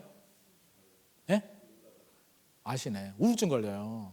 한강 쳐다보면 물이 흘러가는 인생의 덧없음을 느껴요. 심리적으로. 실제로. 그러니까 물을 오래 보는 거는 좋은 게 아니에요. 우울증 걸려요. 그래서 강남에 계시는 분들이 우울증이 많잖아요. 막 예약이 6개월, 1년치 찼어. 물론 그게 한강 때문에 그런 건 아니고 이제 자녀 교육이나 인생이 팍팍하고 실제로 이게 자산이 많아질수록 이제 스트레스가 늘어나거든요. 그래서 심리 상담센터나 정신병원들이 이제 예약을 꽉꽉 차죠. 강남 쪽에, 판교나 강남 쪽에. 그래서 뷰가 나오면 뷰는 플러스 가치예요. 플러스 가치. 플러스 가치가 뭐냐면 왜 서울의 한강 뷰가 좋은 줄 아세요? 강남, 용산, 잠실, 뭐 합정 뭐 이런데 왜 한강 뷰가 좋냐면 인프라가 좋은데 현재 가치는 좋은데 플러스 가치 뷰도 나오기 때문에 좋은 거예요. 뷰만 나오면 특정 지역을 말해서 죄송합니다만 뭐 뷰가 한강 뷰가 중요하면 남양주로 가든 춘천으로 가든 거기 가면 되지. 그렇잖아요. 그러니까 서울의 한강 뷰가 좋은 건 현재 가치가 좋은데 플러스 가치로 뷰가 나오기 때문에 좋은 거지 절대 뷰만 봐서는 안 된다. 공기가 좋다. 오늘 또 김구라 씨가 자꾸 태클을 거는데 김구라 씨가 그 식사동에 살거든요. 식사동 벽산 블루밍에 살아요. 이건 개인정보가 아니라 자기가 방송에서 얘기한 거니까. 벽산 블루밍 사는데 자꾸 자기 동네가 좋대. 공기도 좋고 공기도 좋고 우리 동네 좋잖아 그러는데 공기와 집값은 반비례 관계예요. 공기와 집값은 반비례 관계입니다. 목동이 공기가 좋습니까? 네? 좋다고요? 이러면 안 되는데. 목동이 사실 공기가 좋다고 할 수는 없잖아요. 강남도 그렇고 다른 지역에 비하면 일산에 비하면 공기는 일산이 더 쾌적하잖아요. 녹지도 많고 녹지가 많고 공기가 좋고 새소리가 들린다? 집값하고 이제 멀어지는 겁니다. 새소리가 들린다, 물소리가 들린다, 뭐 집값하고 멀어지는 반대로 편의시설. 그러니까 판교 가면 동판교와 서판교가 있거든요. 2006년 분양 당시에 굉장한 논란거리였어요. 편의시설의 동판교냐 쾌적성의 서판교냐 굉장히 논란거리였는데 누가 이겼어요? 동판교가 이겼지. 동판교에 뭐가 있어요? 신분당선이 있고 현대백화점이 있는데 서판교에 뭐가 있어요? 골프장이 있고 조망이 있지. 뭐가 좋아요? 골프장 조망 계속 안 봐요. 그러니까 조망 가치는 그렇게 중요하지 않습니다. 그냥 투자 가치로 좋은 거고요. 잠실에 가면 석촌호수 있거든요. 석촌호수 뷰가 나오는 레이크 팰리스, 잠실 주공 4단지를 재건축한 레이크 팰리스가 있는데 제가 그때 상담하러 갔는데 이제 50몇 평에 사시는 분인데 뷰가 기가 막히잖아요. 그 뭐 하고 있는 줄 아세요? 그 줄이 이렇게 걸려 있어요. 아기들이 어려가지고 아기 기저귀를 이렇게 늘어놨어. 그 좋은 뷰에 빨래 잘 마른다고 아기 기저귀를 늘어놨다니까. 그래서 아니 이 좋은 뷰 집에 기저귀 말리려고 이렇게 했냐니까 한 달은 뷰가 좋아서 즐거웠는데 한 달 지나니까 아무런 가치가 없더라라는 거죠. 미래 가치 뭐 이건 말씀드렸고 내재 가치 앞서서 제가 설명드렸습니다. 내재 가치를 볼 때는 이제 대지 지분이 많으냐, 용적률이 낮으냐, 그리고 용도 지역이라는 거는 이제 뭐 상업 지역이나 준주거이면 더 좋고요. 여기 플러스 일반 분양가를 얼마나 많이 받을 수 있는가. 그래서 목동 신시가지가 좋은 게 이걸 갖춘 거죠. 용적률이 낮고 대지 지분이 많고 일반 분양가를 높게 받을 수가 있기 때문에 또 신속통합기획하면서 종상향 용도 지역을 올려받을 수 있기 때문에 목동은 투자 가치가 높고 지금 또 날아다니는 지역이고 압구정, 목동 마찬가지로 상두마차로 아마 10년 후에도 저는 굉장히 좀 기대가 되는 곳이고요. 이것까지 하게 되면 시간이 초과돼서 우리 9시에 맞춰야 되는 거죠. 네. 집 잘 사기 뭐 중요할까요? 그냥 돈 있으면 잘 사면 되지 뭐. 이제 막 갑니다 이제. 그래서 이 중에 중요한 거는 최근에 이제 뭐 임장 뭐 돈 주고 임장한다라고 하는데 돈 주고 임장하지는 마시고요. 그런 프로그램도 있다고 하더라고요. 동네 부동산하고 좀 친해지십시오. 그래서 퇴근할 때 아메리카노 하나 사서 동네 부동산하고 친해지면 좋은 정보 많이 얻을 수가 있고요. 그리고 이거는 뭐 중요하지 않고, 그리고 집 팔 때, 집 볼 때 이거 다음에 이 강의 자료 아마 원하시는 분은 양천구청에서 공유해 드릴 겁니다. 그래서 사진 굳이 안 찍으셔도 돼요. 집에 가서 안 보실 거잖아요. 저는 사진 찍으면 안 보거든요. 찍지 마시고 강의 자료 달라고 하면 아마 보내주실 것 같습니다. 저는 강의 자료 가지고 뭐라 안 하니까 나중에 받아서 보시고 이런 거 한번 읽어보시면 되고, 이거는 좀 중요해요. 집 잘 팔기. 그러니까 집을 살 때 또는 팔 때도 마찬가지인데 내 정보를 너무 많이 오픈하지는 마십시오. 제가 옛날에도 그랬었는데 회사가 발령이 났어요. 저도 옛날 회사 다닐 때 발령이 나서 부동산한테 발령이 나서 빨리 좀 팔아야 돼요라고 하니까 어떤 일이 발생해요? 급매로. 다른 손님이 오면 저 손님은 부르는 게 값이야. 빨리 팔아야 되니까 후려쳐서 무조건 급매로 돼. 라고 저를 이용을 하더라고요. 제가 부동산 잘 모를 때. 그러니까 굳이 나의 약점을 이민 간다, 남편이 뭐 어떻다, 뭐 어떤 사정이 있다라고 해서 굳이 나의 약점을 얘기하지 말고 얼마에 팔 수 있어요? 팔 수 있는지를 확인하시고, 사람이 없어라고 하면 굳이 가격을 떨어뜨리지 마시고요. 왜? 개미새끼야, 바다에 물고기가 없는데 혼자 좋은 낚시를 미끼를 쓰면 뭐합니까? 안 잡히는데. 그래서 보는 손님은 있는데 가격이 문제인지 손님이 없는지를 먼저 현황 파악을 하시고, 팔 때도 현황 파악을 한 다음에 적정한 그 판단을 하면 되는 거고요. 절대 나의 약점 말하지 마시고, 또 집 보러 갈 때 주의해야 될 거는 뭐다? 마음이 급해가지고 부동산에 1, 2, 3, 4, 5번이 있으면 5군데 다 방문해가지고요 집 보여달라고 하면 안 됩니다. 그러면 내가 내 집값을 다 올려요. 왜? 급매물은 한두 개인데요. 그럼 부동산이 5군데 부동산은 누구한테 전화해요? 가격이 가장 낮은 집주인 한 명한테 전화합니다. 그럼 집주인은 하루에 전화를 5통 받아요. 그러면 어떤 마음이 들까요? 난리가 났네. 난리가 났네. 이거 전화가 막 불티가 나네. 물건을 회수하거나 가격 호가를 올립니다. 그래서 절대 부동산을 여러 군데 많이 방문하지는 마시고 한 군데, 두 군데 정도만 방문하시고, 특히 집 보러 가는 거는 더 주의해야 돼요. 내가 결심을 섰을 때 보러 가야지 그냥 구경한다고 보러 가면 집주인들은 집 보러 오는구나 라는 생각을 가지고 있기 때문에 좀 주의가 필요합니다. 이제 다 마무리가 해야 되고요. 이제 마지막으로 제가 한마디만 하면, 이게 로키가 왜 나오냐면, 제가 중학교 때 이 영화를 봤거든요. 비디오로 사촌 형 집에서. 로키가 이제 로키 아시죠? 스텔론 형이 로키 막 지잖아요. 로키 1편을 보면 15라운드까지 경기를 하는데 져요. 그래서 중학생 때 제가 보니까 어떤 마음이 들었냐면, 이게 뭐 하는 짓이지? 주인공이 져. 보통 우리 주인공이 이기는데 주인공이 졌는데 막 애인 이름을 막 불러. 애들이야 이러면서. 제가 미쳤나? 경기도 지고 왜 여자를 부르고 난리야. 다시 최근에 보니까 어떤 마음이 드냐면, 로키는 이기는 게 목적이 아니었더라고요. 로키의 전략은 뭐였다? 어차피 챔피언한테 못 이겨요. 나는 그런 실력이 안 되니까. 로키의 전략은 15라운드까지 버티는 게 목적이었어요. 그럼 버티려면 어떻게 해야 돼요? 끊임없는 노력을 하고 두들겨 맞아도 넘어져도 일어서고, 부동산 주식도 마찬가지인데 버텨야 돼요. 사는 게 많은 분들이 이제 잘 사기라고 하는데, 진짜 중요한 거는 뭐다? 특히 상가는 다르고요. 아파트나 뭐 땅 같은 경우는 버티는 자가 승자예요. 결국에는 버티면 올라가거든요. 우상향을 한단 말이에요. 그래서 버티는 전략이 필요한데 리스크 관리가 안 되면 버티지를 못해요. 알면서도 못 버틴다고요. 그래서 어떻게 해야 된다? 리스크 관리는 만약에 금리가 올라가더라도 3년 정도는 지금보다 대출 이자가 더 올라가는 걸 내가 3년 정도는 허리끈을 졸라매고 버틸 수 있는 리스크 관리가 된다면 우리가 부동산 투자를 함에도 반드시 성공하는 전략을 할 수 있을 것 같습니다. 가장 중요한 거는 마지막까지 버티는 자가 승자입니다. 부동산도 마찬가지고요. 우리 여기 오신 분들 반드시 버텨서 전세든 매매든 반드시 승자가 되시길 바랍니다. 오늘 강연 여기까지 하도록 하겠습니다.